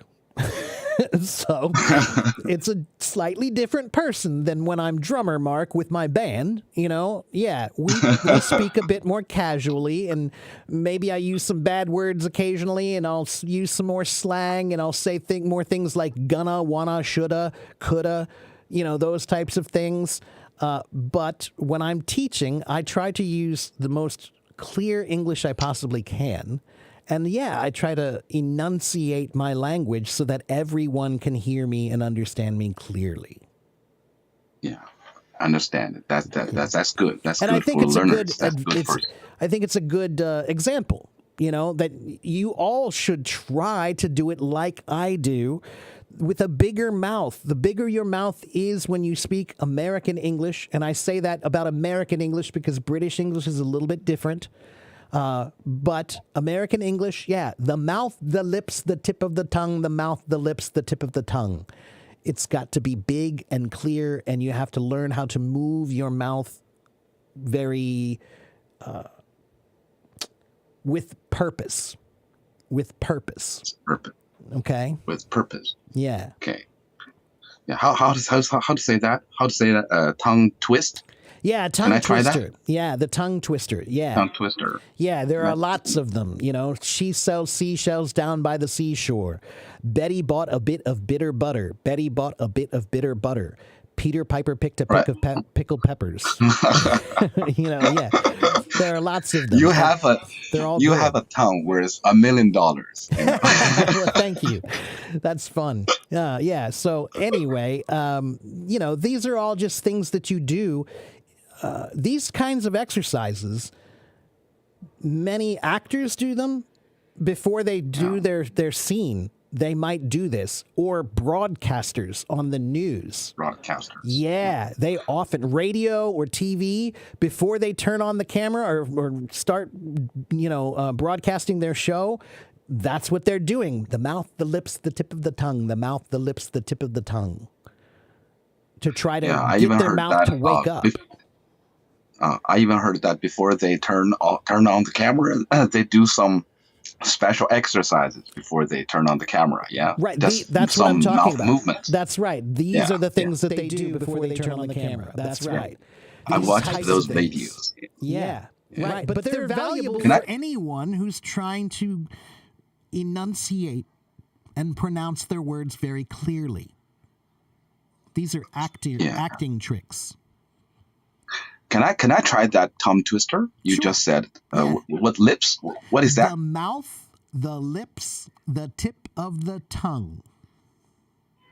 The mouth, the tips, The mouth, mouth what? the lips, the tip of the tongue. the mouth, the lips, the tip of tongue, The tongue, tip of the tongue. the tip of the tongue. Yeah, tongue 就是你的舌头。舌头, tongue. Yeah. So the mouth, mouth, the lips, the top the of tip of the the mou- tongue. The mouth, the lips, the tip of the tongue. The mouth, the lips, the tip of the tongue. That's it. Yeah. And not mouse. Mouse 就是老鼠. Mouth 就是你的口. Mouth. Yeah, mouth. Yeah. The mouth, I should, the lips, the tip mouth. of the tongue. Yeah, mouth. TH, right? You got to get the TH in there, TH. right? Yeah. Yeah.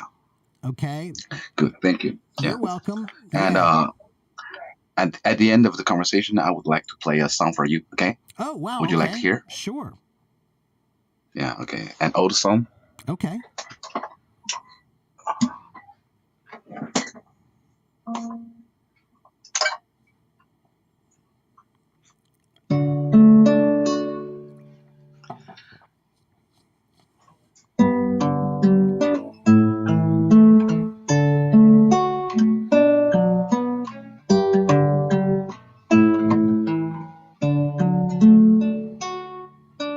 How many roads must a man walk down before they call him a man? How many seas must the white dove sail before she what? Keep She going. sleeps in the sand. Sorry.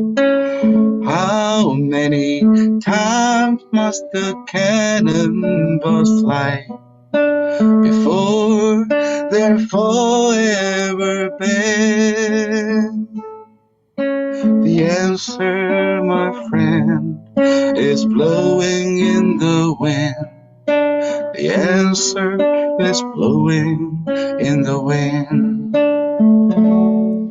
Thank you. Very good. Very good. I gave you a little reverb there to help you sound better.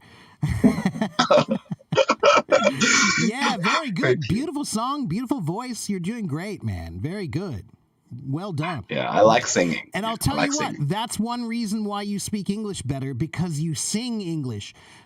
That's a difference between Chinese and English, is that Chinese language, the words are a little bit more separated a lot of the times. 分开, you know, but English, the words are a little bit more legato, more flowing. So if you can sing, then you can usually make your English sound a bit more relaxed and flowing. So that's one reason why. Yeah, actually, when I was in a band, in my college, we was trying to rehearsal a song, an English song, and I tried to sing the song, and I have to pay attention to the connection between the words. That's exactly So that's right. what I have to do. There you go. Yeah, I have That's to right. connect the words. That's exactly right. And this is a problem that a lot of my students, my Chinese students have, is when they speak English, they sound like this. Every word comes out separate like this.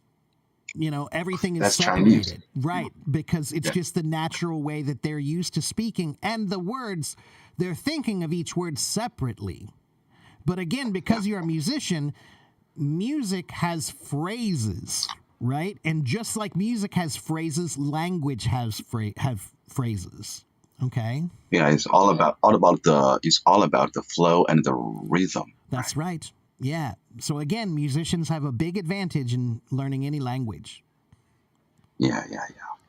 And I got a lot of benefit from learning music. Yeah, Yeah. I think. Me too.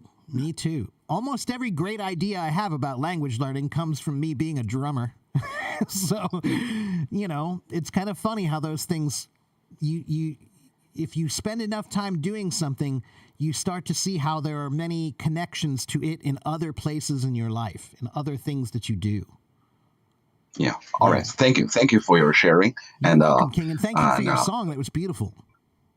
Yeah, and I suppose there were a very long waiting list below me, right? There are many people who are waiting to talk, but thank you so much. I appreciate it. And again, your English is great. Your music is great. Keep going and come back and see me again sometime. Okay, sure. Okay, take care, talk to you again. Bye-bye. Right. Wow, look at that, guys. We got a free performance today. That was great, huh? Okay. Again, please be patient. I'm trying to get to as many people as I can, but I have to try to answer questions and read the comments too. Okay. Cindy, what is Cindy saying here? It's too much for me to read. I think Chinese is a big mouth language. You want to speak clearly and accurately, you really need to speak loudly and use force.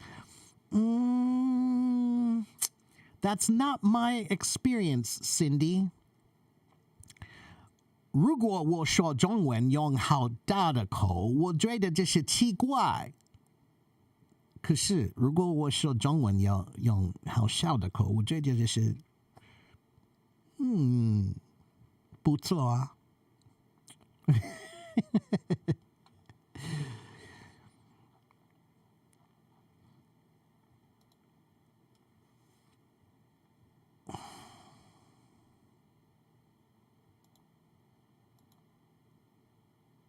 Okay.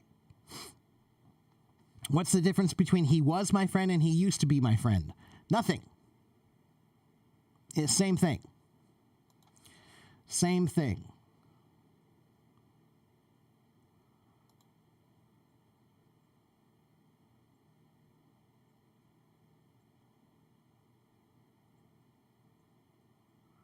Hola, Stella.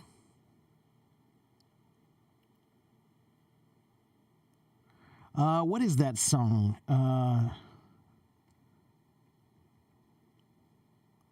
I forgot the name.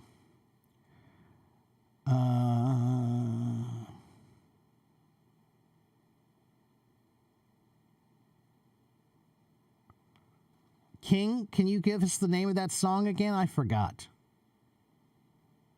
I know it, but I can't remember what is the name of that song. It's a good old song. Okay, let me see if I can get to somebody else on the stage here. Hello, Erica. Good to see you.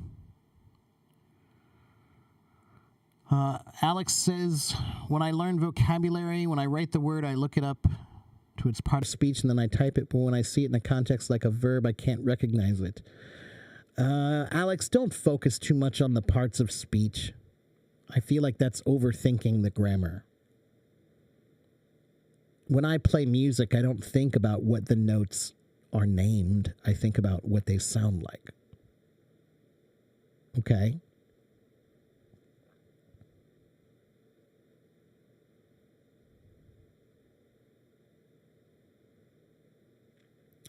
Ah, right. Well, yeah, Alex, many words like redeem and redemption, they have more than one form, right? So, maybe that's what you need to do from now on. When you're learning words, make sure you're learning all the forms of that word, right? Look up the forms. Usually the dictionary will tell you all the forms. It'll tell you the noun form, the verb form, the adjective form, all of those, okay? All right, let's see. Joyce, let's try you one more time, Joyce. Are you there, Joyce?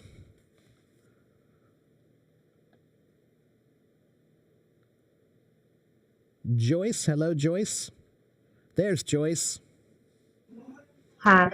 Hello, Joyce. How are you? Hello. Hello. How are you, Good Joyce? afternoon. I'm fine, thanks. Good, good. You're in Brazil. What city are you in? Are you in Sao Paulo or Rio or where are you? Rio de Janeiro, do you know? I don't know it. What was it again? Rio de Oh, Janeiro. Rio. I know Rio. Of course. Yeah. Yeah. Okay, wonderful. So what can I do for you How are today? you? I have very difficult with prepositions when I'm speaking with another person. So how can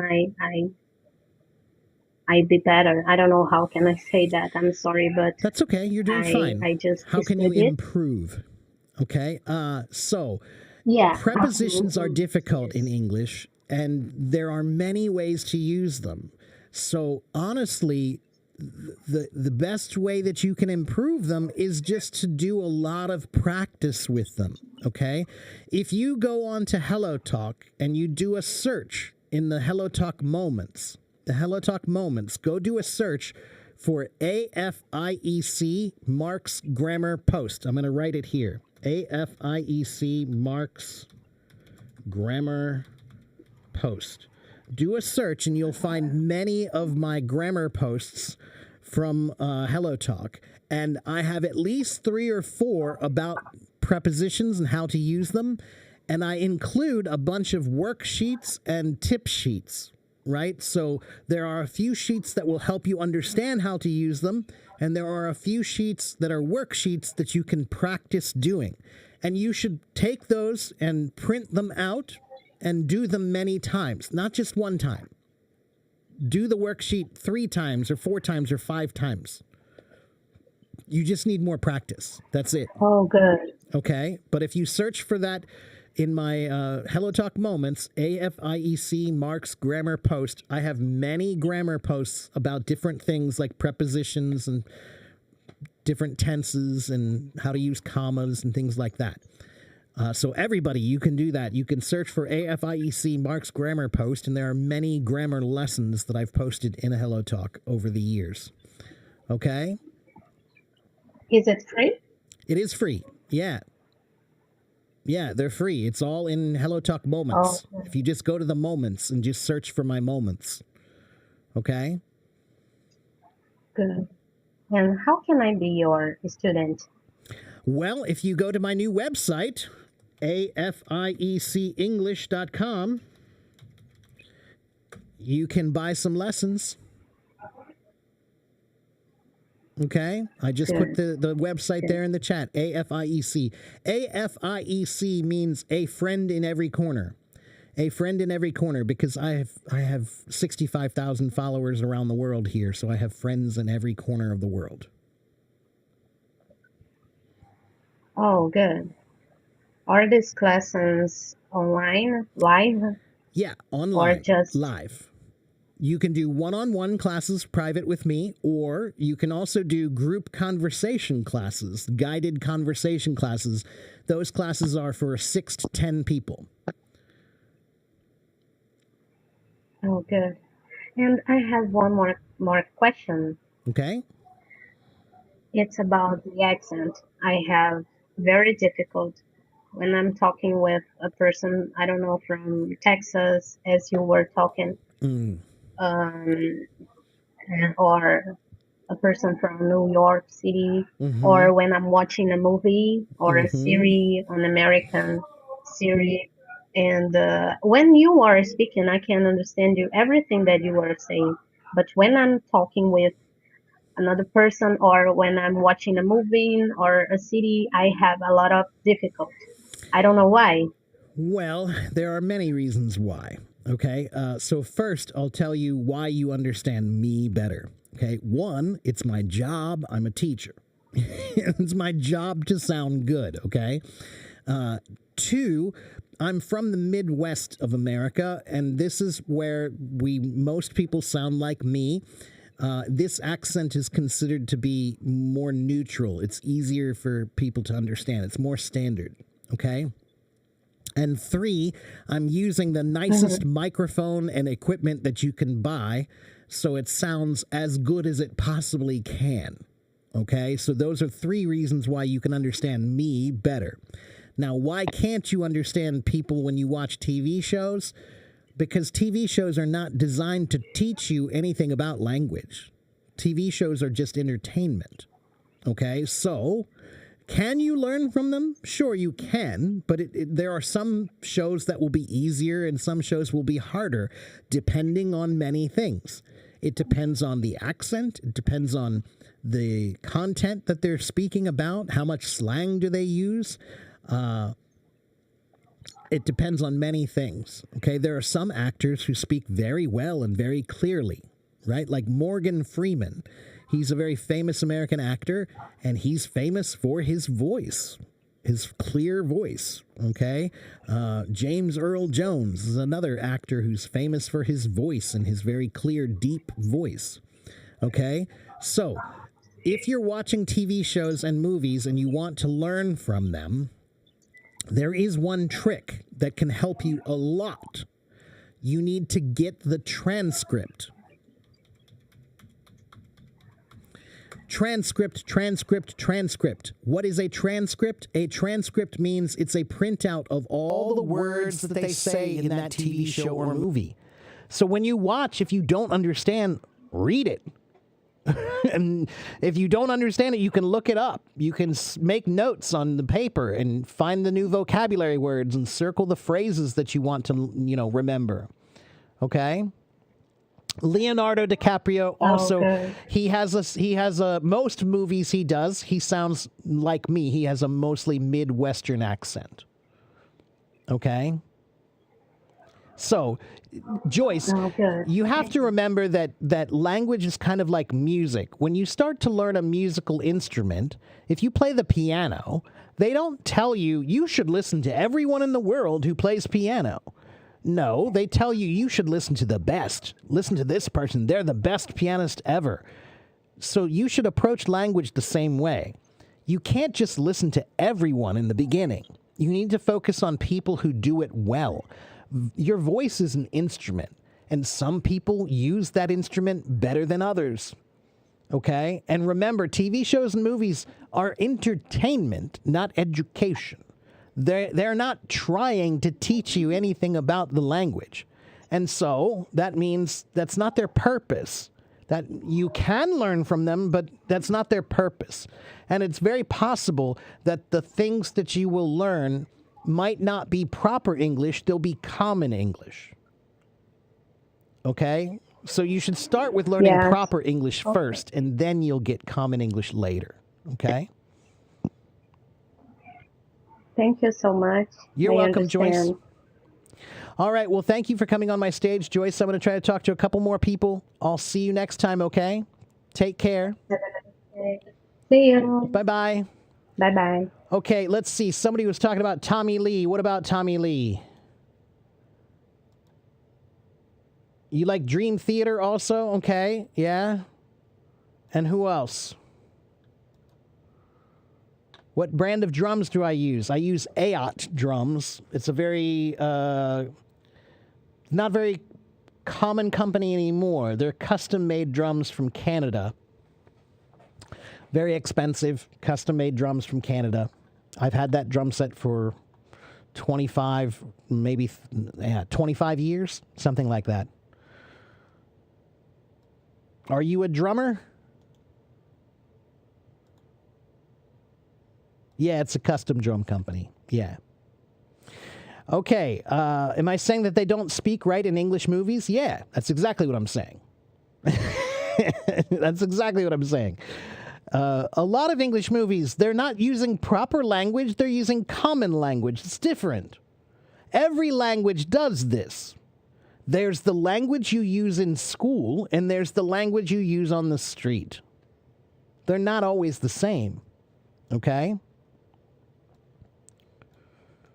Yoshiki, who's this? Yoshiki drums. I don't think I've seen Yoshiki drums. I love Yamaha drums. I really want a nice Yamaha recording custom set one day. Although the PHX looks really nice too. Okay, trying to get to a few more comments here.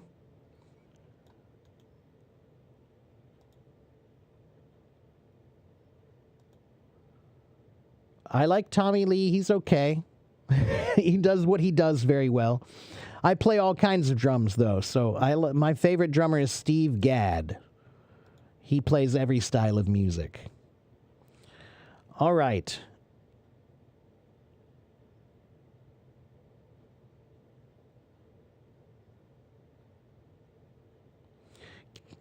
Sophie says, how do you think we can improve our Chinese speaking English one word by one word? You can't, Sophie. English is not done one word by one word. English is done in phrases. So you need the phrases. You need to know what the phrases are. So what you can do, Sophie, is you can find an audiobook or, a website that has something that you can listen to with someone speaking and print out the transcript of it, right? So a TV show, a movie, interview, something like that. And when you listen to them, use different highlight markers. Use 2 different colors of marker. So when you hear one phrase, a group of words together, highlight those words with the marker. And then the next phrase, use a different color. That way, when you're reading it, you'll see which words are supposed to go together when you read them. Okay?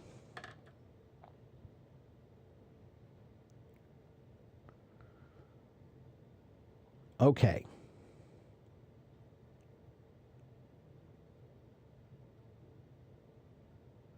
But we should learn the one that is used on the street, right? Eventually, Marmo, yes. Mamro, yes, eventually.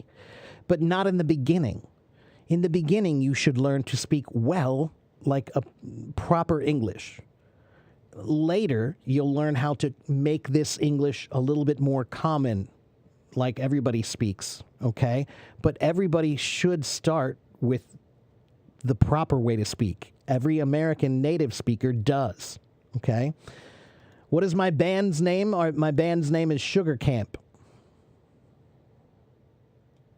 I have a few bands, but that's the one I'm mostly playing with now.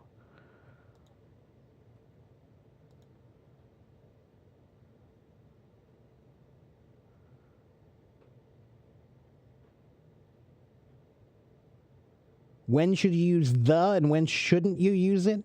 Well, the is when we are talking about a specific thing. So give me the cup means this cup or this specific cup. Okay, but if I say give me a cup, it means any cup, non-specific. I don't care what cup, I just want a cup. But the means something specific. Okay?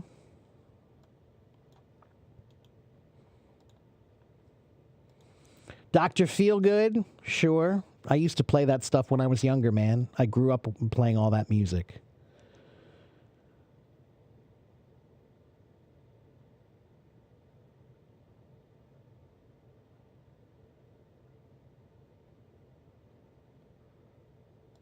You're no good at English? Well, you have to try. You have to start somewhere. Okay? You have to start somewhere. All right, let's talk to Anna. She's been waiting a long time. Anna, hello, Anna. Hello. Can you hear me? I can. Hello. Nice to see you. How are you? Привет. I am good. Привет. And you're in Russia. In what city? Are you in Moscow, in St. Petersburg, No, Vladivostok? very far from Moscow. I am in the Northern Caucasus, and the city name is Georgievsk. Oh, Georgievsk. It's Okay. not, yes, it's not a country, Georgia, but it's a city, Georgievsk. Okay. All right. And I'm so happy to be on your live because every time when I jump into your life, having a conversation with different people, you do have too many questions. And what about the answers? They just fantastic. I'm just impressed by the deep knowledge, how to teach people, how to be understandable, and how amazed people by the beauty of your speech. Thank you very much. That's sweet of you to say. Thank you. It's what I do, It's not just what I do, it's who I am. Teaching is something I've done since I was 18 years old. So problem solving is kind of what I like to do. And I'm always thinking. My brain never turns off. It's almost a curse sometimes. So whenever I have a problem or something I can't figure out, I think about it and I try to figure out a strategy for it. And when you're a teacher, you have to figure out how to communicate those strategies to your students. And sometimes you have many different students who need to hear it many different ways. So that gives you an opportunity to really try to consider many different, we'll call them facets of explanation. Facets. It's a new Facet. word. Facet is like on a diamond, right? When you have a diamond, it has many cuts, right? And each one of those cuts is a facet. So we can talk about that like it's different ways of looking at something. It's a different facet of this thing. Okay, F-A-C-E-T. Facet. Something. Thank you for doing such an amazing teaching for us, because every time we need to listen something to motivate ourselves to be good in something, maybe to have any tips of or any knowledge of how to improve that, how to do that. And every time when I'm joining any live, I try to find something useful for me. You never know who will be on this stage and what question will be.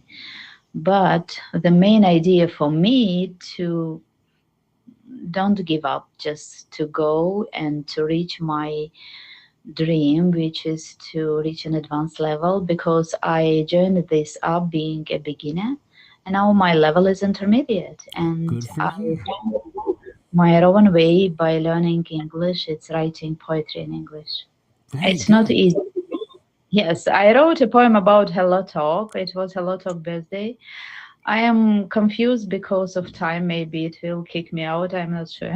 But let's try. Oh, okay, sure. It's a poem about Hello Talk. If you want to have a talk, try to come to Hello Talk. It will help you day by day along your long learning way. Don't be shy, just try to speak. Every person at first is weak. You will... oh my gosh. Take your time. You're doing great. Find kind people in this app, and they won't take you nap. Oh my God, I forgot. No, It you're was okay. it You're doing was great. 5 years ago. No, you're doing wonderfully. Still I fine. can't remember anything I wrote last year. So that's amazing that you can do that. That's really great. Okay, No, it's fine, beautiful. fine. I love it. Find kind people in this app, and they won't let you take a nap. You will find amazing friends. Love to app will never end. Brava. Thank you. Brava. Very good. No, it's great. And poetry is a great way to practice a language, any language. It's creative. It's something new you can do.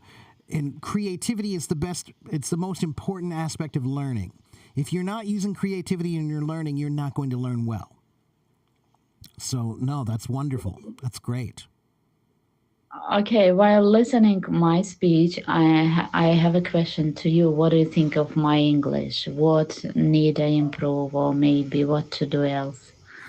Well, your English sounds great. Your English sounds great. You have to remember, again, language is about communication, not about perfection, right? So, unless you're trying to learn how to be a spy, you don't have to sound exactly like me, right? Like, that's the funny thing about language. It's like people start to say, like, I want to sound like a native. Why? What's the You will point? never sound like a native because you are not native. You can be closer to the native speech. Right. And in this case, you also needs to be happy. As for me, Right. I need to be understandable for my listener. I need to express myself as I think in Russian, but try to compare two these languages to one and write a poetry. It's not easy, That's right. but I try to do my best. I can do it in Russian, but I don't want to.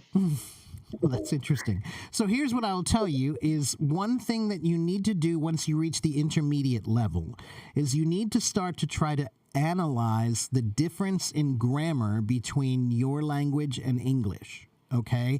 And once you start to analyze the differences in grammar, like how are the sentences constructed, right? I often hear one of the more common problems for Russian people who speak English is sometimes the word order will be a little bit different. It doesn't matter. I can understand you fine, but there might be one word that should be in the beginning that you put at the end or something like that. So if you can figure out what these differences are, then you can focus on them, right? If you don't know what the problem is, you can't fix it. But if you focus on them, I call these finding your gremlins. A gremlin is an old word that means a little tricky monster. They like to get into machines and break your machine. So if your computer's not working right, sometimes we'll say, oh, it must be gremlins. Or if your car's not working right, sometimes we say it must be gremlins. It's just a joke. It's like a fantasy creature that must be breaking everything. That's why it's not working. But it means in language, I think these are your common problems, the ones that are always bothering you. Those are your gremlins. So you have to find them, and then you can start working on them, right? So word order would be one I would focus on because the word order between English and Russian is a bit different. Yeah, right. But your pronunciation is really quite good. Can I hear your accent? Yeah. But again, I've said it so many times. I don't care. It doesn't matter. Nobody should care.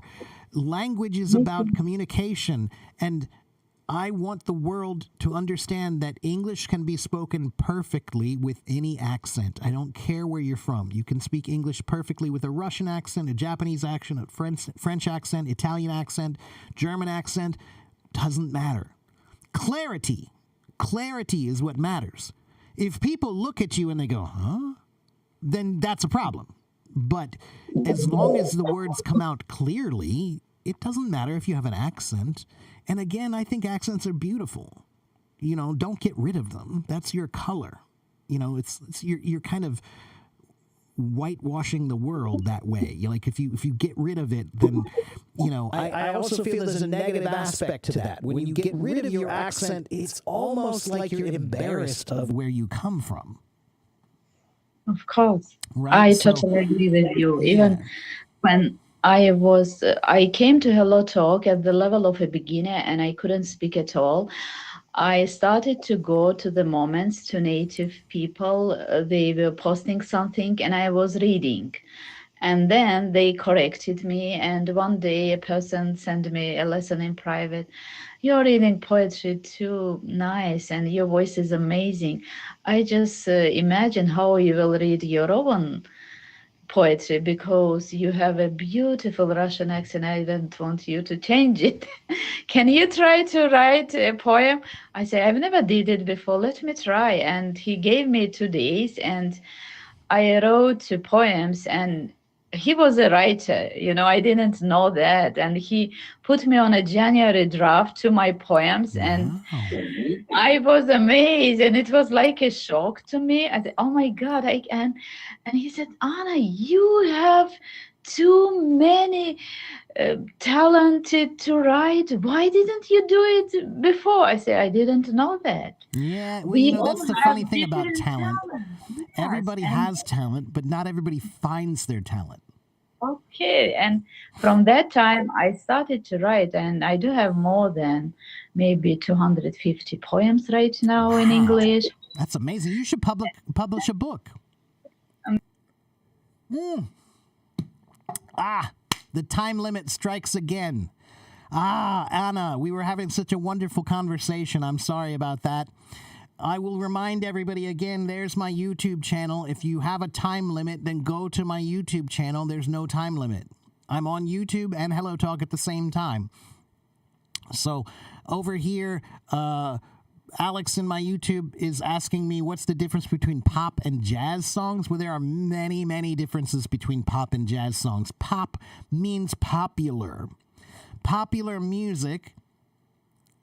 When people write pop music, in general, not always, but in general, pop music is music that is written with the audience in mind. So when they write a pop song, they think, well, what will the people like? What will they like? Okay, so that's pop music, and that's why it's popular. But jazz music is not usually written with that same idea. Jazz is written from the standpoint of what the writer likes. What the writer likes. They're expressing themselves honestly.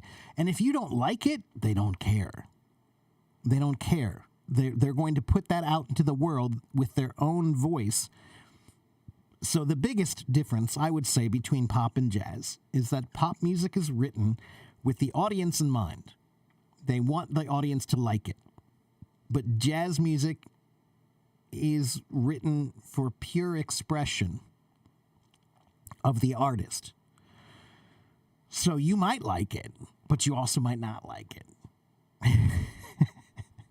Okay? Jazz has many, many different kinds of jazz, too. There's some jazz that's very easy to listen to and you can chill with it. But there's a lot of jazz that's not like that at all. Okay? If you listen to Charlie Parker or Dizzy Gillespie, that stuff is pretty wild. If you listen to Charles Mingus, the Mingus Big Band, that's really crazy sounding music. Late John Coltrane music, really, really out there and wild. It might scare you even. Okay? But if you listen to Miles Davis, Kind of Blue, that's the most popular record that's ever been sold in jazz. That's my YouTube right there. Okay? That's my YouTube right there. Islam Muhammad put it there for you. Okay? If you want to try some jazz music, if you want to see what jazz music is all about, I think that Miles Davis, Kind of Blue, is a great record to start with. It's the most popular jazz record ever sold. Millions of people have that record. Every song on it is beautiful and great for chilling. Teach you how to whistle? Yeah, that's a trick that not everybody can do, but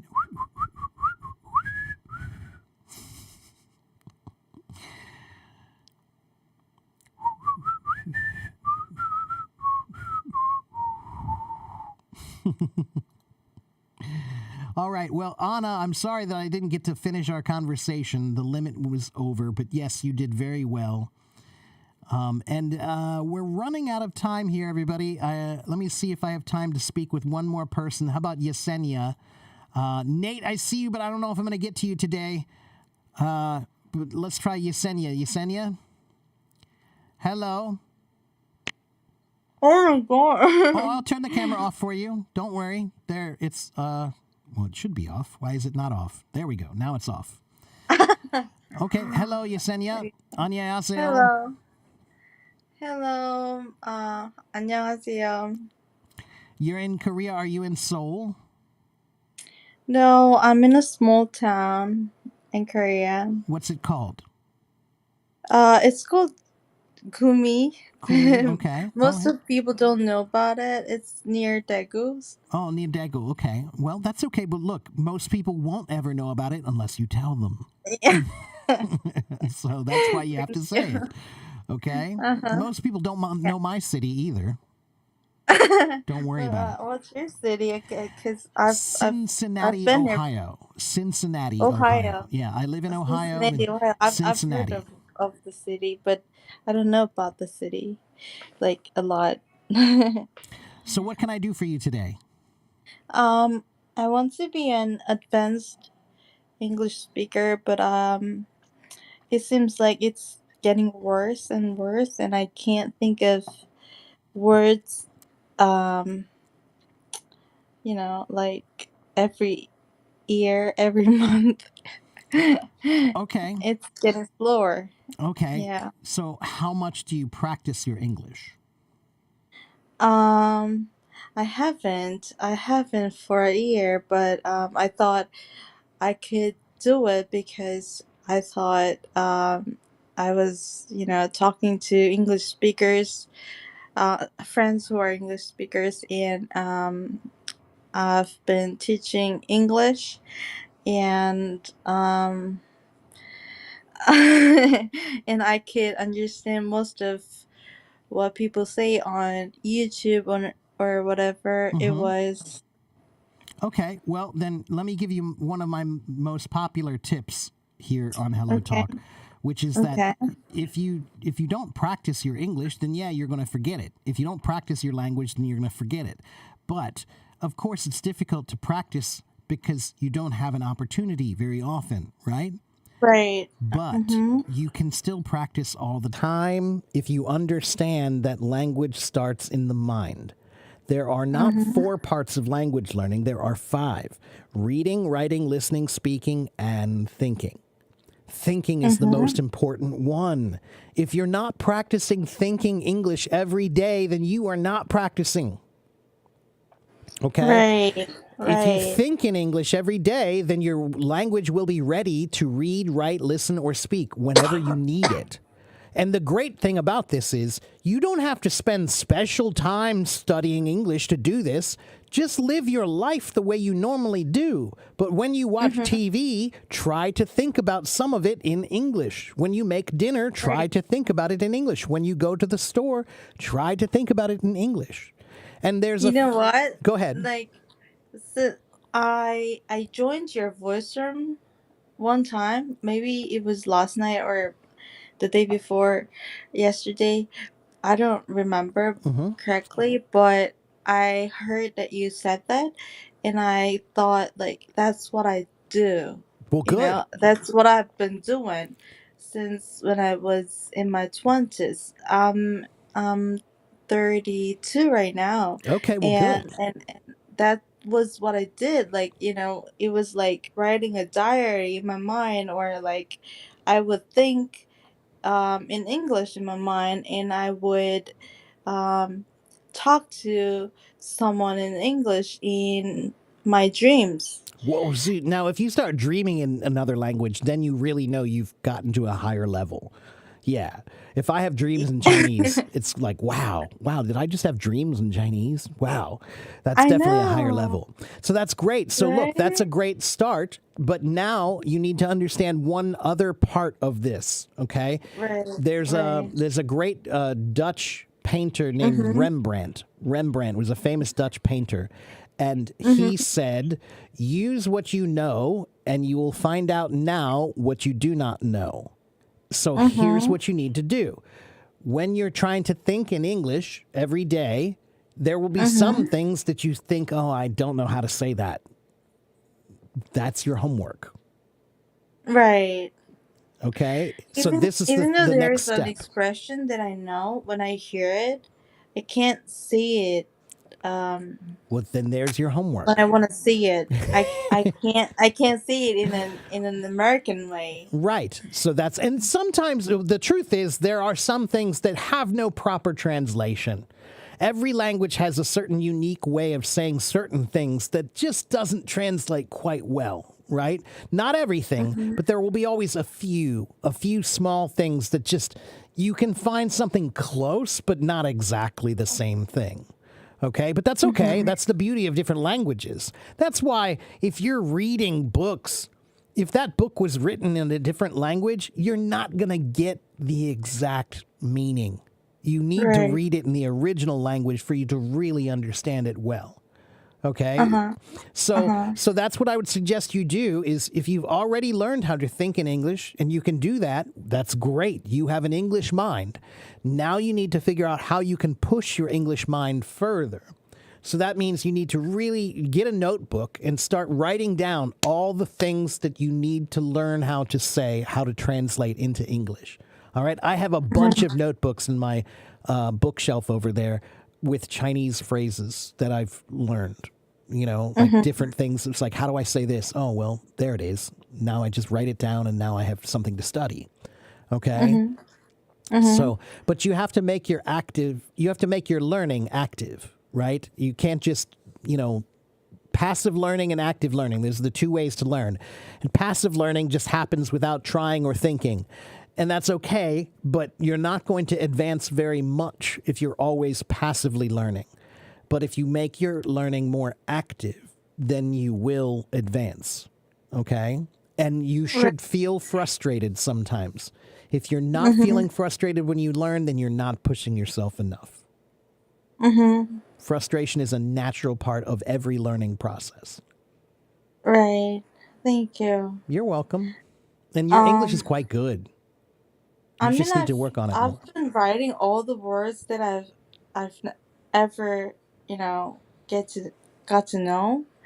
Like simp, Ah, I would write like on my phone. Like a simp is a person who was desperate for attention attention. and Yeah. affection of someone else. And it's typically a woman. And then if I see a person or when I talk about the person, I wouldn't think about the word simp.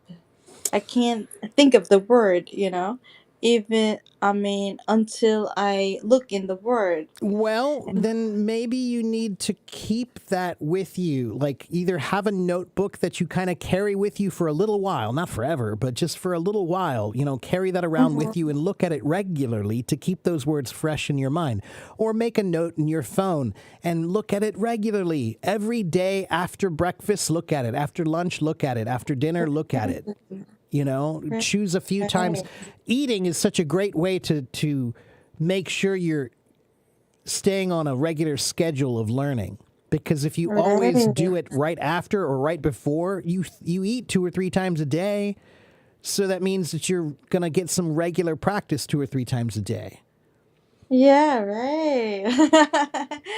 I can't believe there was a simple answer for those questions that I could never um think of The answers are until usually you would simple. talk to me.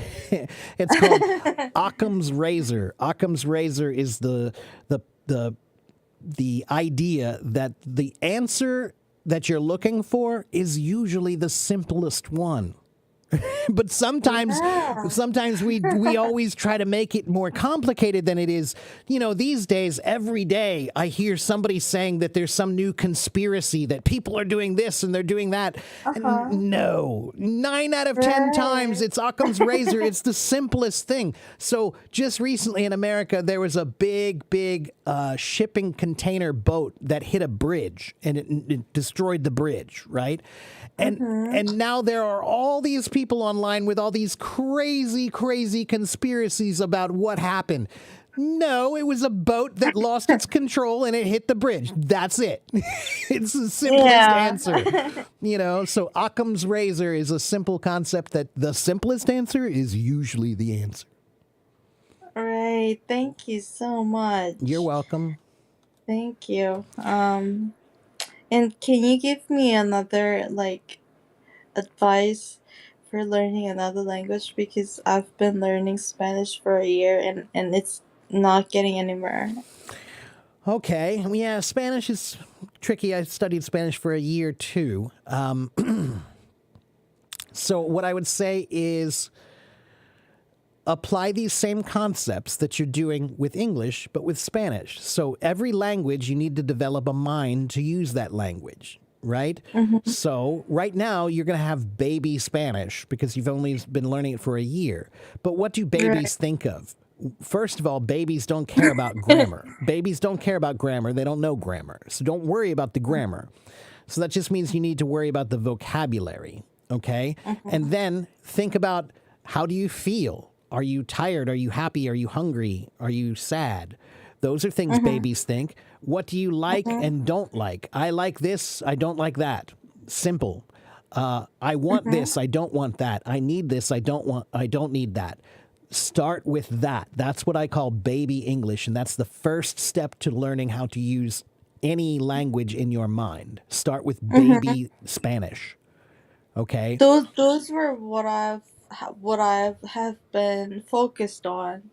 And then when I come into Hello Talk, there are so many people who are good at Spanish and English, Yeah. and So I so couldn't you need understand to encourage anything. them. Right. So when you speak to somebody in Spanish and you tell them that you're trying to learn, you should tell them, please use simple Spanish right now.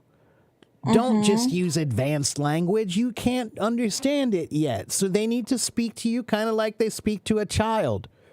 Okay, and that's okay. It's not embarrassing. That's just the process of learning. Okay, Yeah. step two. I think you're ready for step two also in Spanish, which would be the same thing in English. Step two of learning how to think is who, what, when, where, why, and how questions. So if you go to the store, think who is at the store. Oh, I see my boss. I see my friend. I see my neighbor. What does the store have? What do they do?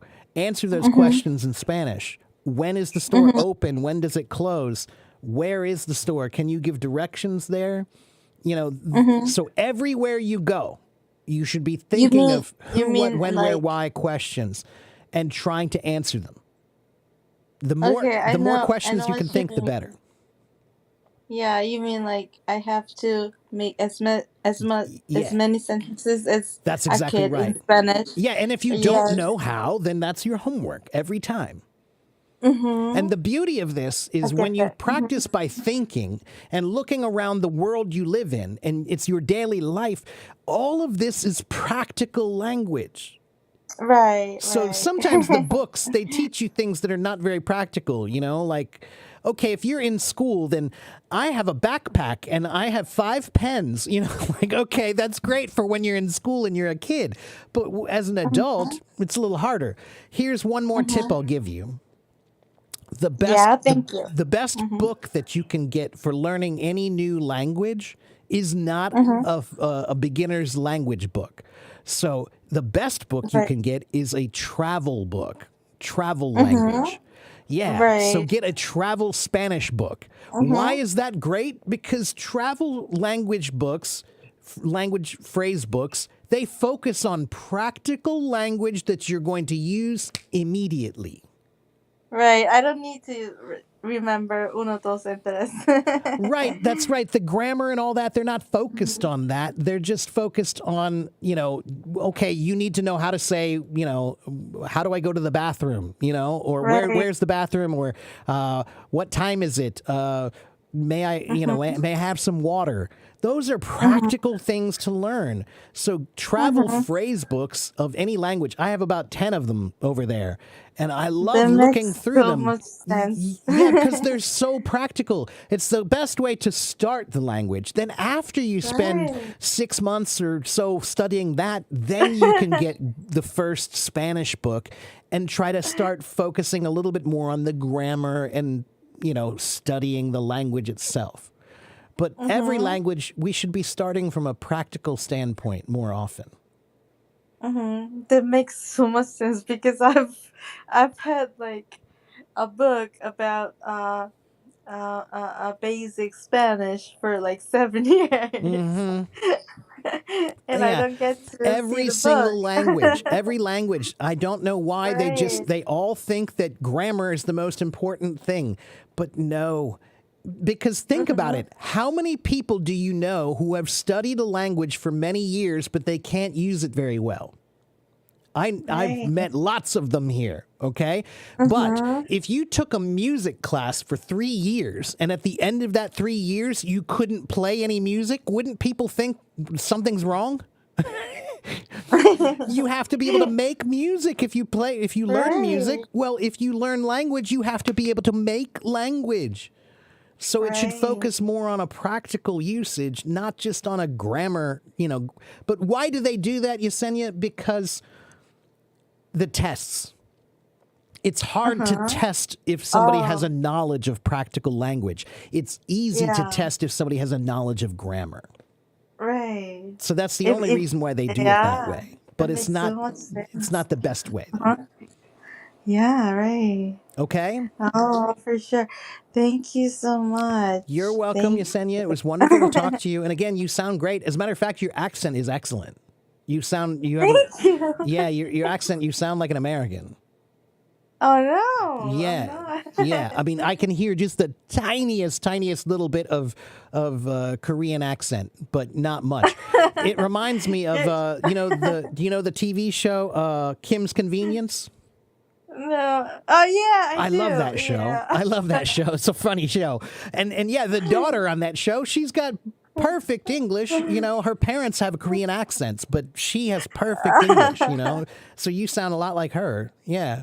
Oh my god, thank you so much. You're welcome. Like, can you tell me like when you heard when was the time when you heard my Korean accent?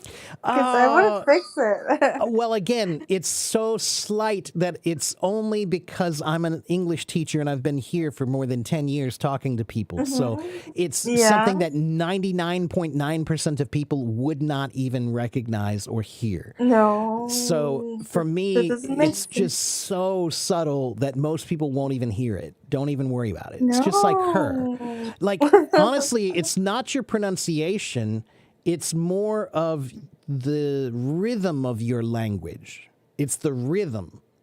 I can hear a Oh. different rhythm in your language than the typical American speaker, just slightly, only slightly. So And really, the you're doing really words? well. Yeah, like the way we say them, right? Like many Chinese people, when I teach them, they have a difficult time learning how to speak like an American because every word comes out separate like this. Their Mm-hmm. rhythm is different, right?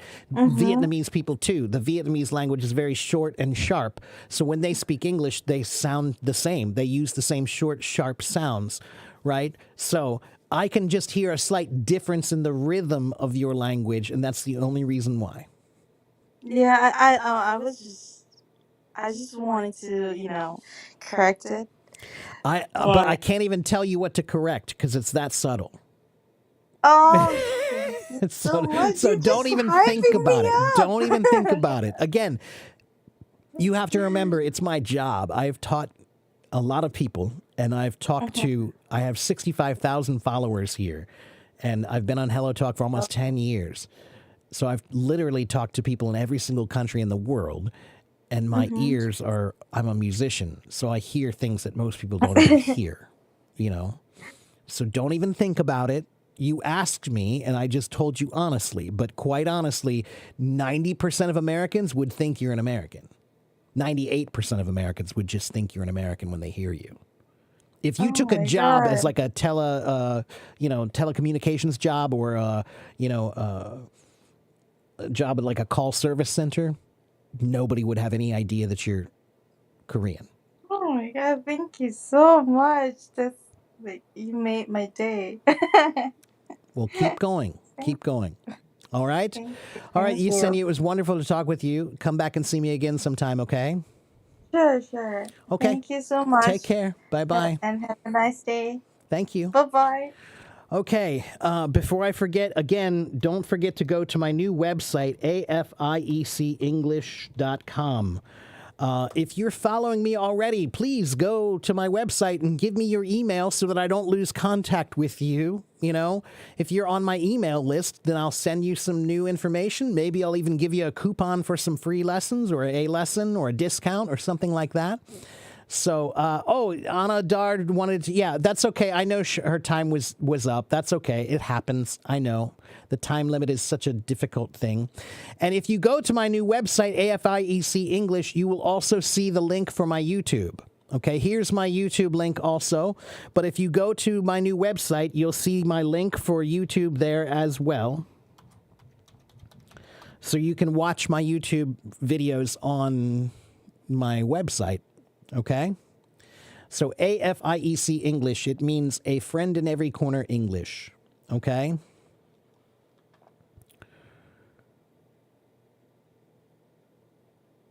All right.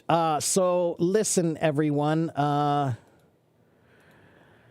I've been here for 2.5 hours. It's time for me to take a break. I need to have some lunch and I need to do some work on a lot of things. I have a huge list of things I still need to do. I'm still working on finishing my book. I'm working on videos for YouTube. I'm working on a new video course for learning English with all my tips. So I have a lot to do. So I don't have time to help any more people here today, but I will be back. Today is Friday, so I don't usually do any voice rooms or live streams on the weekend, but I think I might have time to do a voice room tomorrow. So I'm going to try to do a voice room tomorrow, okay? Oh, and I have to go because I forgot I have a lesson too. Okay, I will see you next time, guys. Thank you for watching. Thank you for following. Thank you for participating. Have a good morning. Have a good evening. Have a good afternoon, wherever you are in the world. And don't forget to be a language warrior, okay? Bye-bye, everyone.